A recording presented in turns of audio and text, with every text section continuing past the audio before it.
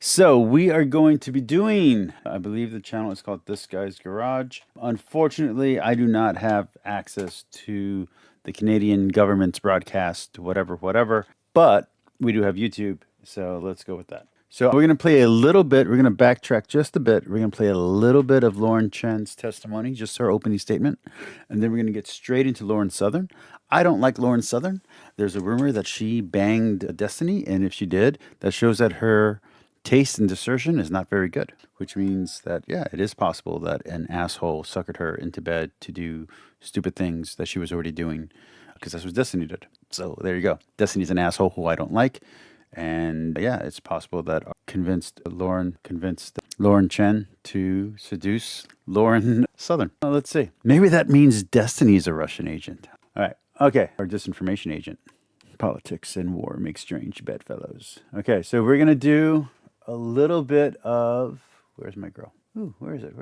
I was just listening to her a little while ago. Okay, so we're going to start off, we'll listen to a little bit of that guy, I guess, but that's not what I want to do. I want to do, there we go. So we'll start off here. All right, so let's do this. We're going to watch just a little bit of Lauren Chen's statement.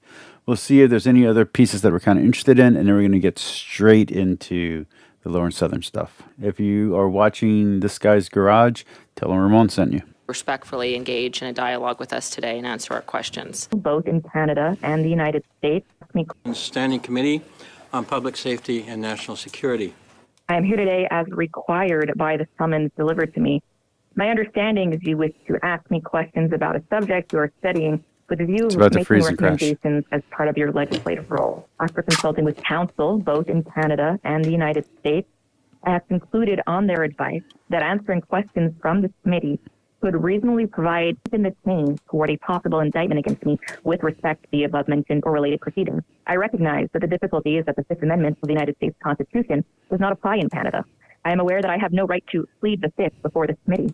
I've been advised, and I do believe, that one policy reason behind Canada's lack of protection, similar to the American Fifth Amendment, is that Canada has a different form of protection located within Section 13 of the Canadian Charter of Rights and Freedoms, which provides that if I testify in proceedings, I have the right not to have any incriminating evidence so given to be used in other proceedings subject to exceptions that would not apply here. So a lot of people don't seem to understand this or know this. One of the things that makes America truly unique, and one of the problems with social media today as it comes to America, and this is one of the things why I love Trump's approach to social media, his proposal, is that we have a presumption of innocence here in the United States, which means you're innocent until proven guilty. And we have a free speech that anything that doesn't actually advocate actual violence is allowed to be said, even if you don't like it, even if you think it's distasteful or hateful or whatever. Both of those are true American principles. Canada is not America. Canada does not have those principles. Canada is not a free country. Canada is not a free state. Canada is corrupt, and they are weak when it comes to liberties. Civil liberties in Canada do not exist the way they exist here in the U.S. You cannot buy a gun. You cannot walk around with a gun on your back. You cannot walk around with swords in a trench coat. You can't do any of that stuff. You can't say the things that you say in America in Canada. And that's just true. You can't, if you're anti-LGBT, you cannot be anti-LGBT the way you are here in the U.S. If you're pro-LGBT or pro-trans, you cannot express yourself in the way that you do here in the U.S. The U.S. is unique in its protection of freedoms and rights. That's important to note. It's not just a cultural difference. It's not just an accent difference. It's not just French and English. It's a completely different country with completely different rights and freedoms. Hey, Zach, I'm doing good. This is how the American protection against self-incrimination is not formally recognized in Canada. However, Section 13 of the Charter is not formally recognized in the United States. I really do think that if Lauren Southern is innocent, she should become an American citizen and get the hell out of Canada immediately. And I think Jordan Peterson should do the same. Fuck Canada. Come to America. Be free. And so it would not be of assistance to me should I accede to answering any questions. Accordingly, it is with the above considerations in mind that I must indicate that I will not answer any questions posed to me once I appear before this committee.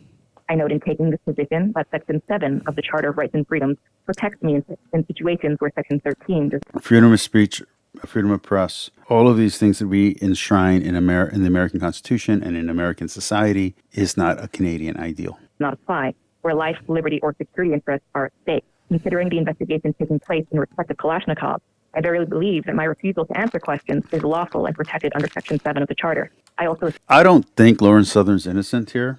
But if she is innocent, I think she should immediately become an American citizen. I think as soon as she is found innocent in American court, she should immediately become an American citizen, because there's no way in the current Canadian politics that we see online, that we see from Trudeau, that she will be protected in Canada. She will be arch enemy number one. So unless Canada itself goes through the cultural change that America just went through with Trump, I'm talking about the political change, I'm saying the cultural change, and it's happening fast, it's happening strong. You're seeing it with video game companies, with comic books, you're seeing it in movies. Unless that kind of that swift change is going to happen in Canada, I don't think someone like Lauren Chen is safe in Canada. And Lauren Chen, fuck Lauren Chen, sorry. I don't feel someone like Lauren Southern is safe in Canada. Now, like I said, if by chance Lauren Chen is innocent, the moment she's found innocent, she needs to come to the U.S. If she's guilty, she needs to go to jail, flat out. But respectfully, that in the relatively unique circumstances in which I find myself, Section 2D of the Canadian Bill of Rights, SC 1960 C44, as well as the International Covenant on Civil and Political Rights, to which Canada is a signatory, protect my refusal to testify. Please note that my refusal is contingent solely on my legitimate concerns about possible self-incrimination. Once the investigation has been completed and it is determined that there may be no future proceedings taken against in respect of that or related matters, I wish that this honorable committee be aware that I would be willing to reattend before it and answer all questions on such issues. Okay, short version. She was born in Hong Kong. She is she's a Canadian citizen. She used to work for The Blaze, and she used to be called Roman Millennial. She also had another something millennial name. She used to be slightly conservative, kind of like a Brett Cooper of her time. It just was time of shoe on head, and this was when YouTube was a very different place, where there was mostly shit posters. And this is kind of in the middle of the blood sports that was going on debate channels. And she had a rise in popularity, just like Sargon of Akkad. She was part of this group, if you would, like on the bottom rung of that thing that happened at that point in time.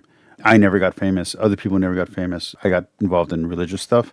But she went from being a commentator to working for The Blaze to then working for RT. That's important. She is a Russian news media source that I actually liked watching. I loved watching RT. I would put on, this is back when cable was still cool. I would go to BBC, CBC, which is the Canadian, the Australian news network, which I think was AUN or something like that. It was on the like channel 600 or 800 on Spectrum, or at the time, Time Warner cable, and RT. And I would watch all of them. And I try to watch them when they were talking about the same topics to get different points of view on the exact same topic. I really like that. As a reference to get another point of view, even if you knew it was a biased point of view, it was really useful. Not useful for facts, but useful to get another point of view, and also to understand what was going on in Russian politics and world global politics from a different point of view.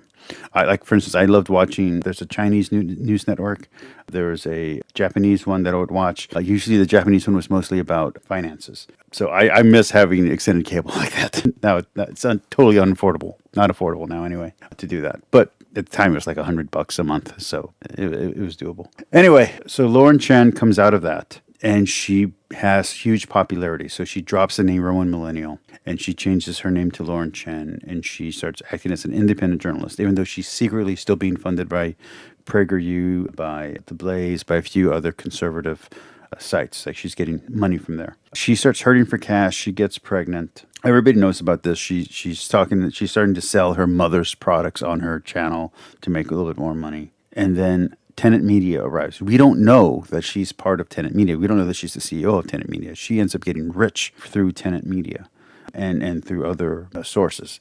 We don't know how powerful she is. So she's presenting herself as like the struggling YouTuber, but in actuality, she's become a social media mogul, and she's doing awesome stuff behind the scenes. And so she recruits other major players in the conservative stream. She gets Dave Rubin, she gets Lauren Southern, she gets, I would say Tim McGrath, what's his name? Oh, the guy with the beanie, Tim Pool, and other people she's getting the rejects from TYT who went off and made it on their own and tries to make a super network. The problem is no one watches Tenet Media. Nobody thinks it's good. Nobody's interested in what they're producing. The only stuff that was really interesting was the stuff that Lauren Southern was producing, which is what we're going to get to next. As this is happening, it turns out there's an expose, there's something leaks, and there's an investigation, and it turns out that she was taking Russian money and she was laundering it and doing it under a fake name, which is a straw purchase, a straw deal,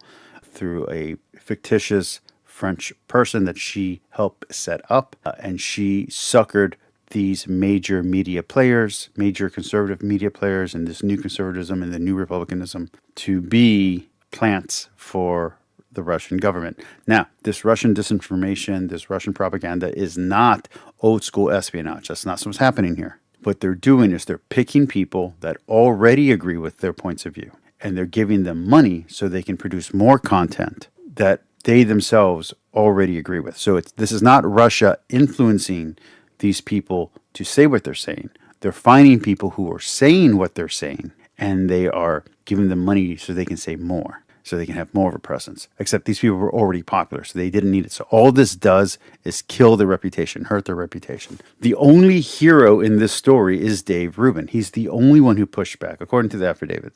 Anyway, so add allegedly to everything that I'm saying. According to the affidavit, the only person to push back, to question the narrative, to fight back was Dave Rubin. So even though everybody's giving him shit, he's actually the only smart one in this entire group. Thank you, Ms. Chen, for being here with us today. Although I'll note that you did not necessarily come willingly. You were summoned. You've outlined to this committee that you've come here and you won't be answering any of our questions. It's quite frustrating for us as committee members. So that's it right there. Let's go to the next video. Okay, where were we? I think it's going to be this one. Let's see. And it became a question of dollars and cents, and it didn't matter to them. Behind a cloak of parliamentary privilege, he falsely claimed that I had been recruited as a Russian spy in the 1980s and suggested I am still working as a Russian agent. His preposterous claims were based on several pieces of paper he told you had been examined by experts around the world. This guy's garage. And Allied influence and break the EU and NATO. They sow discord and health issues as the truckers blockade the yellow vest. I'm not sure, but I think this guy's the bad guy in this story. There's one or two guys who are just total dicks. Movement, the PPC, Wexit, the anti-vax movements, pro-Hamas protests, and many extreme elements that play into elections in Canada and in allied democracies have shown us. It's funny because it seems and feels like Canada is trying to legislate the social revolution that's happening here in the U.S. And I think that's a mistake. Canada should deal with Canadian problems and not worry about American influence, but they seem to be wanting to combat American conservative influence. Documents tabled before you originate in the pre-1991 archives of the Ukrainian KGB. And I'm on to the second issue, which relates to a current matter. They are in the hands of Canadian national security officials because they're evidence of a serious effort to undermine Canada's national security and collective self-defense.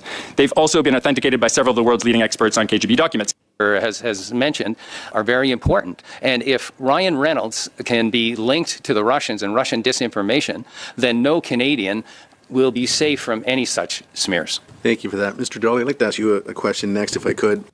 On just, like what you think might have prompted Mr. Alexander to go down this? Like, can you search your memory for in any way that you might have crossed paths, affected him personally? I mean, I know as parliamentarians, it's the nature of the job to sometimes feel the rough edge of the press. That's a normal part of public service. But yeah. Thank you, Madam Chair. One of the other documents also stated in 1988 I was permanently in Ottawa. That is false. So from what I'm getting is that most of the testimony from the opposition that's trying to discredit the people who are accused of being Russian assets or being influenced by Russian assets seem to be working with faulty information and making false claims that are easily disproven by simply looking at the algorithm or looking at numbers on YouTube. So this is not like top secret stuff that people can't figure out. This is stuff that's front page, open source information that somehow they can't solve, which to me makes the Canadian government look really inept. Popped these documents up on social media. We're in a different world here. So in the 90s, I was accused of being a CIA agent by peace groups. When I was covering the Afghan war, hey, CIA, America, cool. Some parliamentarians said I was a Taliban sympathizer. Now, fast forward to 2024, I'm a Russian spy. I'm living this exciting life. The difference this time is these allegations against journalists because of social media are just rocket everywhere. And that's the difference. So in the 90s. I think it's very scary that the Canadian government is going after their journalists. I realize that freedom of press is not a thing in the UK, and Canada follows the UK, doesn't follow the US on these type of things. But if you're a social media person, if you're someone who's presenting news, information, and opinion, and you live in Canada or the UK, you are taking a risk with your freedoms, and that is very scary. When I'm a CIA agent, that's just coming from a bunch of disarmament groups. But now it's a whole different world. Chair, how much time do I have? 2 minutes, okay. Now, given the information that you've shared with committee members and on your testimony, you have steps that you take to maintain journalistic integrity. So could you kind of explain, and from both of you, how do you go about doing that to unknowingly, spread potential disinformation from any foreign actor? Thank you, Madam Chair. So this is so insular. It's like all of the farthest left American democratic ideas have taken root in Canada and have taken expression in Canada, which I think is very scary. I approach my journalism from a lot of it is record-based. And this is going on in the UK as well. So when a Canadian Forces person comes to me and says, this is happening to me, the first thing I say is, please provide me with your records. And usually they give me a lot of records. And so, personnel reports or access to information, privacy reports, official government documents. Then I go to the Department of National Defense. And so there's a checks and balance issue here. And so I say, this individual is saying this, and Department of National Defense will come back. Usually they'll say, yes, that's happening. And I'll say, please comment. And away we go. Okay, well, thank you, and I appreciate that. I know, so basically, to summarize, you ask for documentation, and then, you source your sources. Correct, Okay, yes. thank you. Okay, let's see. Where were we? Okay, Russia. Any more Russia stuff over here?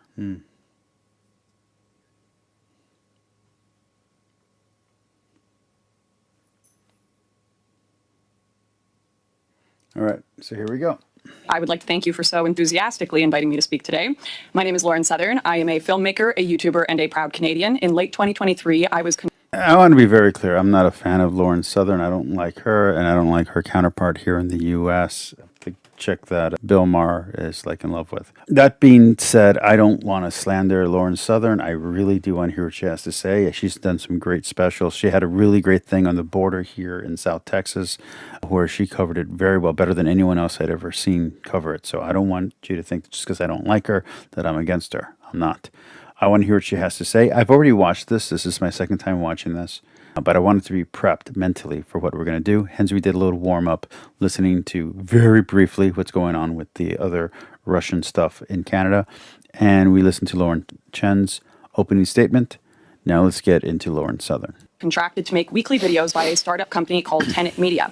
Then recently, the U.S. Department of Justice released an indictment which alleges the founders of Tenet created the company in conjunction with 2 Russian citizens with funding ultimately originating from the Russian government. Some of this investigation might disappear simply because Trump's now in office, just FYI. So the focus might change slightly. If Lauren Chen is guilty, this is not going to disappear. America is not okay with spying. It's not okay with people lying on taxes. We take our taxes super seriously here. So if she was doing a straw deal or a straw purchase of what we would call airwaves here in the U.S., but of a company here in the U.S., that's a huge deal. There's very few things in the U.S. financially that are more illegal than straw purchases and straw deals. So if she did a straw deal to set up a company here in the U.S., Lauren Chen is in a lot of trouble. A lot. So just to be very clear. Per the indictment, the founders of Tenet Media deceived the personalities they contracted regarding their alleged source of funding. I'll make a few points clear at the outset. At no point in my involvement with Tenet did I ever... My cat's eating me. Can I put my hand away? You're gonna bite me again? Okay. ...have knowledge of the allegations in the indictment. And 2, the only person who ever had any creative control over my videos was me. No one from Tenet or anywhere else ever dictated what topics I covered or what opinions I held. When we get toward the end of this video, I'm actually very sad for Lauren Southern, especially if she ends up being innocent, or at least a bystander, a collateral damage in this. So if that is the case, then I do feel bad for her when we get toward the end. But that doesn't change the fact that she's a royal bitch. I always seek to fight disinformation in all of its forms, and therefore I have a duty to inform this committee that disinformation has been spreading within these very walls. Some in the media, and even witnesses to this committee, have attempted to paint a picture of Tenet as a hugely influential player in the political media. And it was not. It was a failed media excursion. The only thing that was keeping it alive was the financing coming from these Russian assets. Tenet was a failed experiment. So it was a lost leader, if you will, but there was nothing for it to lead. There was nothing it was leading in for. Landscape. This, frankly, is just not true. A previous witness to this committee who went unchallenged stated that Tenet Media controlled a network of over 16 million subscribers. This is not true. On their largest platform, YouTube, Tenet had barely over 300,000 subscribers. It's true. I believe the 16 million figure referred to the total number of subscribers among all of the personalities who had videos contracted or licensed by So Tenet. these were already established YouTube voices for a very long time and social media voices for a long time before Tenet put them in one group. These were all independent agitators in the U.S. Subscriber base is that, given all of the facts, Tenet had absolutely no control over. To claim that Tenet controlled those subscribers would be like claiming that a TV network had influence over the United States presidency because they air reruns of The Apprentice. The same witness claimed Tenet garnered over 1 billion video views and 20 billion impressions. I have absolutely no idea where those numbers came from. Very readily available public data shows that on its largest platform, YouTube, Tenet received only 16 million total views. Some of the Tenet media, there's one guy who was unknown, who got known through Tenet media. He was doing an interview on the streets. His stuff was doing really good, but some of their videos were doing worse than mine, worse than my videos. And I'm super shadow banned. I'm super suppressed. I'm throttled to hell. And yet some of my videos were doing way better than theirs. So yeah, whoever said that in this national security conference meeting in Canada is a jackass and doesn't know what they're talking about. Based on the witness's specious numbers, he asserted that Russia received extraordinary value for their money. Anyone with even a cursory understanding of new media would know, however, that $10 million for 16 million views on YouTube hardly qualifies as extraordinary value. In fact, it qualifies as a total failure. So there is, in fact, a silver lining. Yeah, Tenet media was a failure in the making. So here, if the allegations are true, it appears Russia did attempt to influence Western media, but they failed pretty miserably. Now, I know the chief concern of this committee is how this debacle may have influenced Canadians. Well, I was the only Canadian commentator and the only host that consistently discussed Canadian issues. It was an American thing. It wasn't really a Canadian thing. So it's weird that Canada's being so oversensitive about this. In fact, if the company had any creative... When Lauren Chen changed face and she was suddenly saying shit that was out of pocket and I would say evil. As a Catholic, I would say what she was saying was evil. I challenged her on this channel and I was going after her stuff and I was attacking Lauren Chen and I was attacking what Lauren Chen was saying and I was saying how it was wrong and evil and a corruption of Christianity, a corruption of American freedoms, that this is not what America stands for. It's not what Christianity stands for. It was an abuse of freedom of speech. Like I was saying all of this before it was exposed that she was the leader and the owner of Tenet Media, and before it was exposed that she was getting Russian money. But yeah, she did have a heel turn, and it was weird, and it didn't make sense. So if anyone was completely corrupt or corrupted by the money, I'm saying if, because again, the trial hasn't happened yet, we don't know. But if anyone was, it was Lauren Chen, not Lauren Southern. Control over me, which they didn't, they probably would have asked me to stop making Canadian videos since they didn't perform very well. So if you were worried about this alleged Russian money unduly influencing Canadian issues, good news, didn't happen. And I'll be honest, it has been surreal for me to watch our government, experts, and media assert that scripts I would jot down in my notes app in a line at the grocery store were secretly part of a giant foreign influence campaign. Arguably, the largest actual impact on Canadians here has been the amount of tax dollars they've had to spend investigating this non-issue. Some in the media and this government seem to have concluded that the only reason a regular Canadian could possibly hold certain views that do not align with the current Liberal administration is because of pernicious, widespread Russian disinformation. And I really do feel that if the Conservative Party in Canada wins and Canada reverts some of its more progressive laws and Canada becomes more of a free state once again and mirrors its older brother America here, the USA, I could see a lot of this disappearing, and I'm basing most of what I'm saying here on the Canadian government and the Canadian stuff here off of what I hear from Jordan Peterson and Jordan Peterson's family, as I don't have Canadian media here where I live anymore. I used to, like I said, I used to watch it all the time. It was part of my nightly ritual of BBC, RT, Al Jazeera. I hated MSNBC and Fox News. This is like after I already didn't like them. But I would watch all these, news networks, Australian news, Japanese news, and watch these world media reports. I would like to propose an alternative hypothesis, and I know it may sound insane. I know this breaches the borders of conceivable thought, but maybe, just maybe, some Canadians consulted their own moral compass and decided they don't want this country funding foreign wars. Maybe they looked around them at the hospital lineups or housing prices and thought immigration might be a little high. Maybe they lost their business during lockdown and think, I worry about my freedoms in this country. Some in this government are hell-bent on drastically exaggerating the extent of foreign influence because they can't seem to stomach the idea that they might be wrong about something and that a growing majority of Canadians legitimately and organically oppose what they are doing. And this is how the Democrats lost the election here in the U.S., is that they thought there's no way that people would disagree with them, and people completely disagreed with them. And so through their progressive ideology, through these kind of like woke lenses, they lost their election. Now, there was more going on there with the inflation, but I'm pretty sure Canada is not immune to global inflation. So we could see the same kind of reversal happen where Jordan Peterson and the people he supports come into office and everything changes in Canada. It's possible. Simply can't conceive that they are becoming unpopular naturally. I would like for the UK to also become more American. I would love for the UK to adopt freedom of press and freedom of speech and freedom of speech laws. Instead of hate speech laws, adopt freedom of speech laws. Let's protect freedom of speech, freedom of prayer, freedom of religion. Let's do it. So there must be foul play at work. Let me make this abundantly clear once more. No one but myself and my true experiences as a Canadian have informed my opinions. And to any members of this government who may be listening, I would suggest you familiarize yourself with these opinions because they are rapidly becoming the views of the majority of this nation. Thank you. Which is what I just said. Let's fast forward just a little bit. And I found your statement today interesting, and it answered a number of my questions that I was going to have for you, but I still have some additional questions. The indictment itself, which you've read the indictment, alleges that RT employees and tenant media used a fake persona named Edward Gregorian to deceive the commentators. Were you ever approached to make content by someone posing as Edward Gregorian? No, the call I had well over a year ago now that signed me up for the company, I was told vaguely about a tech investor. I can't remember the exact name I was given, but I never spoke to someone named Edward Gregorian. When were you first approached to do work for And she wouldn't have, according to the affidavit, as was read by Adam and Stitch, or Stitch and Adam. That character was made up specifically to answer Dave Rubin's accusations against tenant media where he was not trusting where the money was coming from. So if she was not part of that, if she just simply was taking the check, didn't look into it because she wouldn't look into it, no one would look into it because she didn't have any oversight. So she was able to say what she wanted to say. So why would she look into it? It makes sense that she wouldn't know that name or she wouldn't know that person because they didn't have to play that character, invent that character to convince her. She was already taking the paycheck. tenant media? By the way, just like everybody else in the U.S. does, nobody investigates who's the owner of the owner, who's the boss of the boss. You go get a job, you just start working. That's how it is in the U.S. So if it's not that way in Canada, that's news to me because that's the way it is in the U.S. We don't investigate who employs us or who pays us. We just take the paycheck.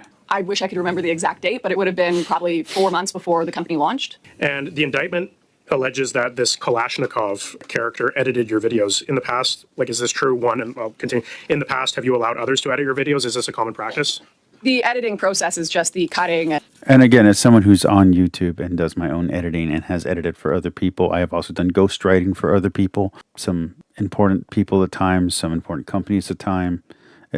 I've done ghostwriting since I was 21. I've done ghostwriting since then. When I get hired to ghostwrite, I don't question whether or not they agree with my morals. I don't question whether or not I like them as a company. I don't ask who their sponsor is, if it's a hospital or if it's an international trade company. I don't question any of that. I simply write the thing they ask me to write, or I refresh and clean up the thing that they're asking me to clean up. Like I said, I've been ghostwriting since I was 20 years old. I've been ghostwriting, and I've never questioned where the money comes from. I have questioned that the money gets there. There are people who have hired me and then don't pay me, and I show up at their apartment or I show up at their place of business and I don't leave till they give me the cash. That's happened. But I don't question their business processes. I look at the handbook they want me to write. I look at the piece of paper they want me to write, and I simply refresh the wording and make it more palatable and make it more and clarify it and make it easier to read. That's what I do as a ghostwriter. And I, like I said, I really love being a ghostwriter.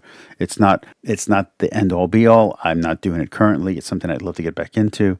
But like I said, I ghost wrote from 20 years old till I guess 37 was the last time, 36, 37 was the last time I ghost wrote for anybody. But you just take the paycheck. You don't care if you agree with the person. You're there for the money. You're there for a job. When I was a car salesman, I didn't question what my companies, so I worked for Hyundai, and that company worked for another company, for a conglomerate, an international conglomerate.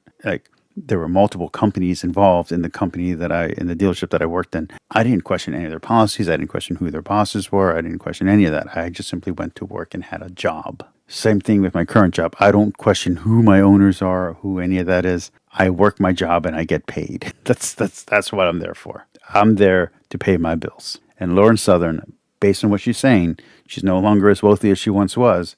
she's paying her bills. This was a chance for her to have a long-term paycheck, a stable paycheck, stable income. So she took it. And adding of audio. In fact, any sort of text that would be on screen or any sort of. And same thing with the editing. When I edit for someone or I ghostwrite for someone, I just do the job. If I hire someone to ghostwrite for me, or not that I have, but if I did, or if I hired someone to edit for me, I don't give a shit about their background. I give a shit whether or not their quality of editing is good. I'm not going to do a personal background check on them. I'm going to look at what's going on with their editing. Can I go look at 30 or 40 of their videos and all their videos look good? Oh, you can do that for me? Let's do a trial one, maybe one free one for me. And if I like what you did, I'm going to hire you. So this is perfectly normal. I don't know why the Canadian government's acting like this is not normal. This is how you take a job. Words said by me were entirely under my control. They had these individuals under the fake name editing the initial videos. When people boycott McDonald's or people boycott Starbucks, it's really stupid. Because you're not hurting the company, you're hurting the individual who's working there at the local job. That high school kid or college kid who's just trying to pay their rent are not responsible for the policies of the corporation that owns the franchise that they're working in. And then I got an American editor assigned to me later on, and I also edited some videos in-house. But once again, the editing process has no control over the actual content of the videos. So you would sign off on the final content of the videos? I would go in and I would say, cut at 2 minutes 30, it's going too long, add a sound. And that's honest. That's how that works. Hold on. Because of my ghostwriting, I got to write a short film recently.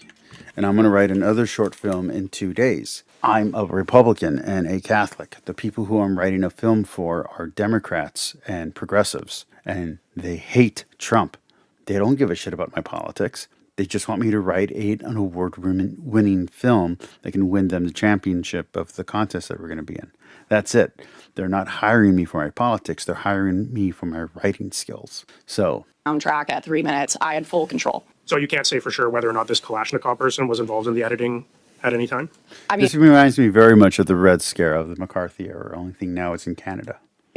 I don't know. They had, I believe it was someone under a fake name. Thank you for that. Now, the U.S. indictment alleges that commentators were paid upwards of $100,000 to produce this content. How much was this? What you found in your experience was what content creators were being? $100,000 is 1 year's income for an entertainer, especially of this quality, journalist, writer, whatever. That's 1 year's income. Don't get it twisted. She's not getting rich off of this. She's paying her bills. Being paid by Tenet? This was one of the large surprises. Let me give you some perspective here. Twitch gamers, Twitch streamers were making $20,000 a day streaming. She was making $100,000 a year. And she was going out and working and doing research and having to pay for flights and for crew and for editing and for equipment out of that $100,000 that she had. Plus, they gave her a little bit more for staffing. She had to pay those people's paychecks. Okay? So don't get this twisted. Twitch, right now, if you're on Twitch and you're a streamer, you're getting $2,000 a day. That's still way more than what she made as a journalist. So just some perspective. I realize that for me and you who work normal everyday jobs, who sometimes we're only making $1,000 a month, that sounds like a ton of money. But from the entertainment perspective and from the writing perspective and journalistic perspective and streamer perspective, that's not a lot of money. She's working under cost. She's working under the standard, the industry standard. For myself, when the indictment dropped, I was on $275,000 for all operations. So that was not my personal salary. I was contracted to make 3 videos a week, news reports, and 2 mini documentaries. And I had multiple staff, including researcher and assistant. So this. And I'm going to be very clear, even though it's going to sound like I'm defending her. I'm not saying it's not possible that she's lying. She could be lying about all of this. She could be making up bullshit, but the bullshit she's slinging sounds true. And based on my lived reality is true. This budget paid for my studio, flights, videographers, staff, myself. I only made around 100,000 Canadian for my personal salary. I worked for a magazine that I owned at one point. I didn't own it. I was the CFO of this magazine. And I also wrote for it. And I later became an editor for it. There were different people, different staff. Yeah, there was someone who did horoscopes, someone who wrote poetry and feminist screeds. There was a guy who wrote about alcohol and drinks, one who did like investigative reporting. The online media person was the CEO. I was the CFO. There was another person who was the COO. All three of us had say in what the company did. This is a 1 year, maybe 2 year project from projects that we had beforehand that we then merged together. All three of us merged our stuff together. My little deconstructionist magazine, his online presence turned into one company. This is like 2001, 2000. It might have been 2018 to 2001, because I think when it went under is when I went back to college. So I'm just trying to be very clear here. Like, from my experience, even though it wasn't at this level, what she's saying sounds true. So if you want to do a separate panel on the wage gap and alleged foreign influence campaigns, we can certainly do that. What sort of due diligence did you perform before you began working with Tenet Media? Like, did you ever question where this kind of money was coming from? Did you not find it at all suspicious? Once again, given the budget I was given and the offer I was given from two people who have worked in media and were employed by The Blaze. There was nothing that would make her nose twitch. The only one who had any inkling that things were wrong was Dave Rubin, who was like, I know I'm not producing this high quality. I'm not producing enough to get the money that I'm getting. Where's this money coming from? What's going on here? This doesn't seem right. You should be firing me, and instead you're giving me more money. There's something wrong. Dave Rubin is the only one who paid attention to the red flags. Lauren Chen, it was not suspicious that this would be a startup company whatsoever. Once again, I was running a severely underfunded operation. In fact, at multiple points, I found it difficult to continue to make multiple documentaries each month. And to afford that, I needed more staff on board. And so I would apply for more funds and was told that the company simply didn't have them available, given it was a small startup. And I'm going to take a little break, maybe a 5-minute break. I'll be right back. We've been going for 40 minutes. I need to go use the bathroom, just to be really blunt. I'm going to put I'll be right back screen. I'll play some music while you're waiting, and then we will get back to it. Growing up, parents got me a guitar. Said you could do anything, kid, you could go far. You could be the president, fireman, race cars. The sky's the limit, kid, so shoot for the stars.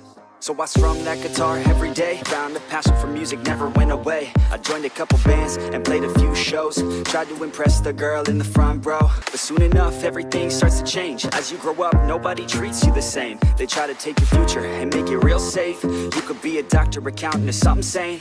But yo, whatever happened to the sky was the limit. I fell in love with music, never thought it was a gimmick. I worked so hard on every tune and every single lyric. My whole identity depended on being artistic. Now you wanna strip that away, so you feel okay? Cause if I make it to the top, what does that really say? That you shouldn't have given up, that you made the mistake? But if I fail, you feel much better about picking your lane, right? Yeah, things are gonna get better real soon.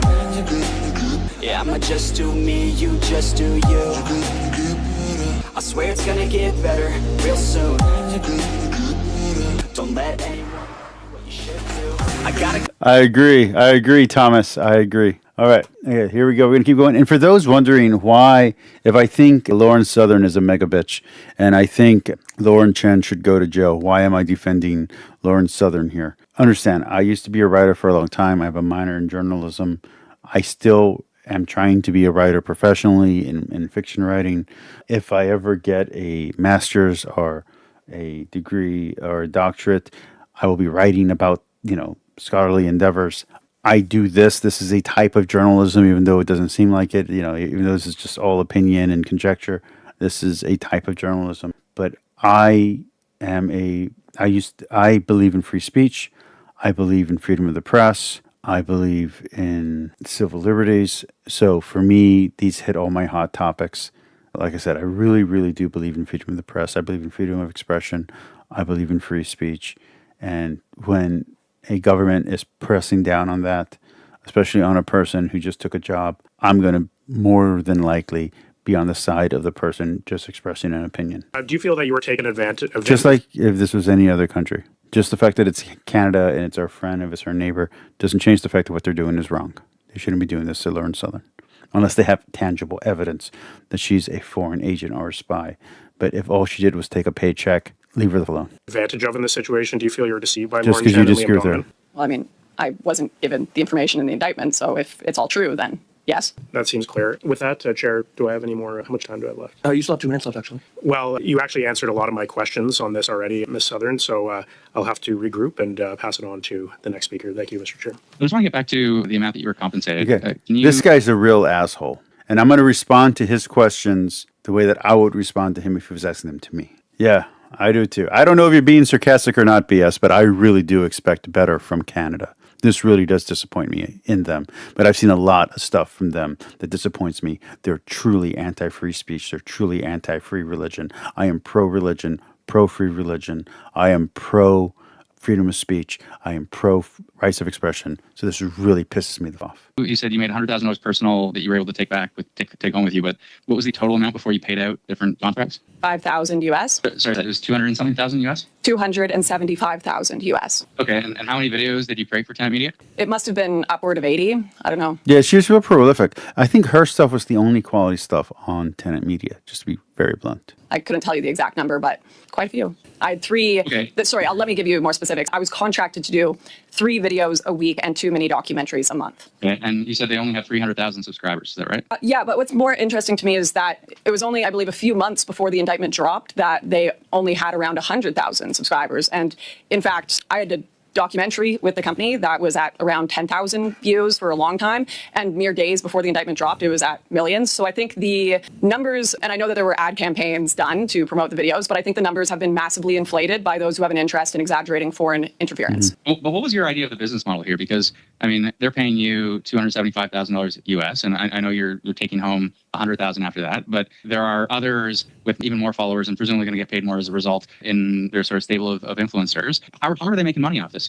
Well, I mean, I was the top contributor, so I... No, they weren't making money. That's how they were caught. They weren't making money. So the money was coming out of nowhere. That's how they were caught. Was getting some of the top view counts at the site. I was hustling very hard to make sure my videos did well, trying to grow the company. I did not know the salaries of my peers, so I was under the assumption that they were getting paid the same, if not less, because I was doing a large amount of videos. So it made sense, certainly, that a startup from someone at a tech company. I think her and that star, that rising star, I think that guy's rising star, by the way, is destroyed. That guy who was doing street interviews, because he was doing good stuff. I think his career got destroyed by this. And Lauren Chen should have to reimburse him and pay him for the rest of his life, the rest of her life. Company could give the amount of money necessary. And certainly I was being asked to start doing advertisements at Tenet. And I assumed, the startup money must be drying up and they need to integrate ads into this. It certainly made sense from all the information I was provided. And who was your main point of contact? Was it Lauren Chen was your main point of contact at Tenet? No, I was typically Liam, but really I was kind of just left alone as long as I was fulfilling my contract. I wasn't speaking to them that often. No, but someone comes to you and they say, we want you to join this, and they make a pitch. You're not just going to join anything. So it was Liam that made the pitch and sold you on it? Lauren made the pitch, and then Liam sent the contracts over. Just to be clear, let's express what she's saying here. I used to go on to Garmania's channel and debate. I am a Catholic and a Christian. Everyone else is an atheist. Let's say after the dissolve of Garmania, B.S. Lewis came to me and said, look, I know you're a Catholic. I know you're not on our side, but I would like you to start doing 30-minute content for once a week speaking on Catholic issues. There's going to be me, you, Danny, whoever the scientist guy's name is, who I can't remember right now, and Leo. And we're gonna start a channel where every day is going to be a different topic on atheism, and you're going to be the counterpoint. But you're going to be front and center, and we're going to have you do that. I wouldn't question it. I would just say, okay, I've been debating this guy for 5 years at that point. Of course I'm going to say yes. I'm going to get paid to express my opinion to a hostile audience. Hell yeah. That's exactly what Lauren Chen. That's exactly what Lauren Southern did. So that makes perfect sense. Okay, so Lauren made the pitch. What was your relationship like with Lauren before she made the pitch? Cordial. They're very friendly people. We had met in person before. We had, 10 years of knowing her in the same industry as me. She's always kind of just made pretty decent videos on YouTube and for The Blaze and various other companies. She's in your world. You've known her for 10 years. You've read the indictment, I assume. So here, she and Liam are talking about the Russians and that they are aware of where this money's coming from.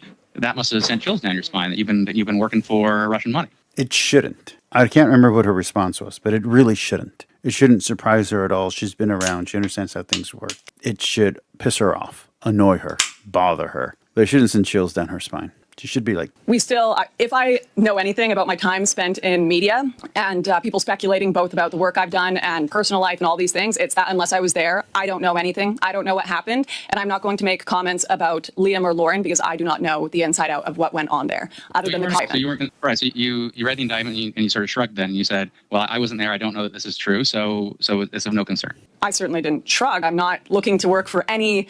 I'm not looking to be an asset of any government, foreign or domestic, for that matter. So, no, I was not happy with the idea that I would be working for... I was certainly happy with the integrity of my work, all of which was done of my own volition, all my own opinions. And if there's any concerns by this committee about anything I may have published that was not factual, I'd be happy to correct that. But well, one thing, I don't know. I mean, one thing you said in your opening, you're talking about sort Facts should override whether or not they find it offensive. These people are pussies. of people getting frustrated with this federal government, but you said one of your major examples was people who have lost business during the lockdown. I mean, sure, people were obviously very frustrated they lost business during the lockdown, but you must know, having been very vocal on this, that it was provincial governments that implemented lockdowns, right? You are. That doesn't matter. So the government, America, the president doesn't control inflation rates. And he definitely doesn't control the price of milk or dairy. But if you're representative of the power in charge, when massive inflation happens, it doesn't matter whether or not you're directly in control or in power to do anything about it. It doesn't matter if you're the meter maid. It doesn't matter if you're an elected judge. It doesn't matter if you're a mayor. It doesn't matter if you're a councilman. It doesn't matter if you're in the Senate, in the House, in the state government. You're getting out of office. You're going to lose because you're representing the government, the people in charge, when people's lives went bad. And to reject that, everyone gets kicked out. Everything turned red here in the U.S. It's not just politics, it's math. You're representing the power that led people down the wrong path. You're going to lose. This is true for Democrats or Republicans going back at least 100 years. Are aware of that. sure, but there were plenty. And this is true also when I read ancient history books. The people in power when people are starving are the people who get kicked out and booted out. And luckily we live in a country where it's done through election. We have a mini nonviolent revolution every 2 years, and we have a full revolution every 4 years that's completely nonviolent. That is amazing. That's why I love America. I am now a little lost. There's a chat going on between BS and Thomas in the comment section, and I'm getting a little lost by what's being said here versus what they're saying. The federal government to shut down legitimate protests, shut down people's bank accounts. No. Business. Sorry, you said lost my business during the lockdown. I mean, that's you would know. I assume that would be a provincial matter. I think you're he's an asshole. Getting into semantics here. There are plenty of reasons to be concerned about freedom in Canada. Provincial and federal governments are certainly not semantic differences. You also said, though, in your opening... Like I said, when these guys ask the question, I'm going to respond the way that I would respond if I was in that situation. So your views are rapidly becoming the views of the majority of this nation. Do you think the great replacement theory is going to become the views of the majority of this nation anytime soon? I would answer to this, please suck my dick. That is my answer to that question. If I'm in Congress, in Senate, and someone says, I don't know, what's the worst hot take that I've ever had? Do you think all Jews are wrong about religion? I would just turn to them and tell that congressman or senator, suck my dick. Depends what you mean by the great replacement theory. What do you mean? Well, what do you mean by the great... Well... She's smarter. She asked the question back, but that would be my answer. That would be my official answer, and I'd be like, you can quote me on that. There's an active attempt to replace a white population with a non-white population. What do you mean? I think that there are a lot of people that have concerns about the impacts of mass immigration, removing the culture in certain areas. I think you could ask people in Brampton or individuals in... And by the way, she was down here in the valley helping Mexicans and helping people of the Rio Grande Valley who were suffering. And she was not only crossing the border with them, but she went through the whole trip with them, and she made sure they were safe at the end. I'm sorry, but that's not a racist. It's just not. She was helping brown people. What they think about the language being spoke around them, whether it's a Canadian language whatsoever, whether they feel that their culture is being preserved. I don't think it's an insane concept. And in fact, I think many liberals would agree that many cultures and peoples have been replaced before by mass immigration, our indigenous population, not least of all. You might think it's insane, though, to head over to Russia, speak with a neo-fascist Alexander Dugin, and then praise the guy to say... Sorry, Mr. Erskine-Smith. I think that's a level of insanity. Mr. Erskine-Smith, sorry. No, the time is up. We're actually over a little bit.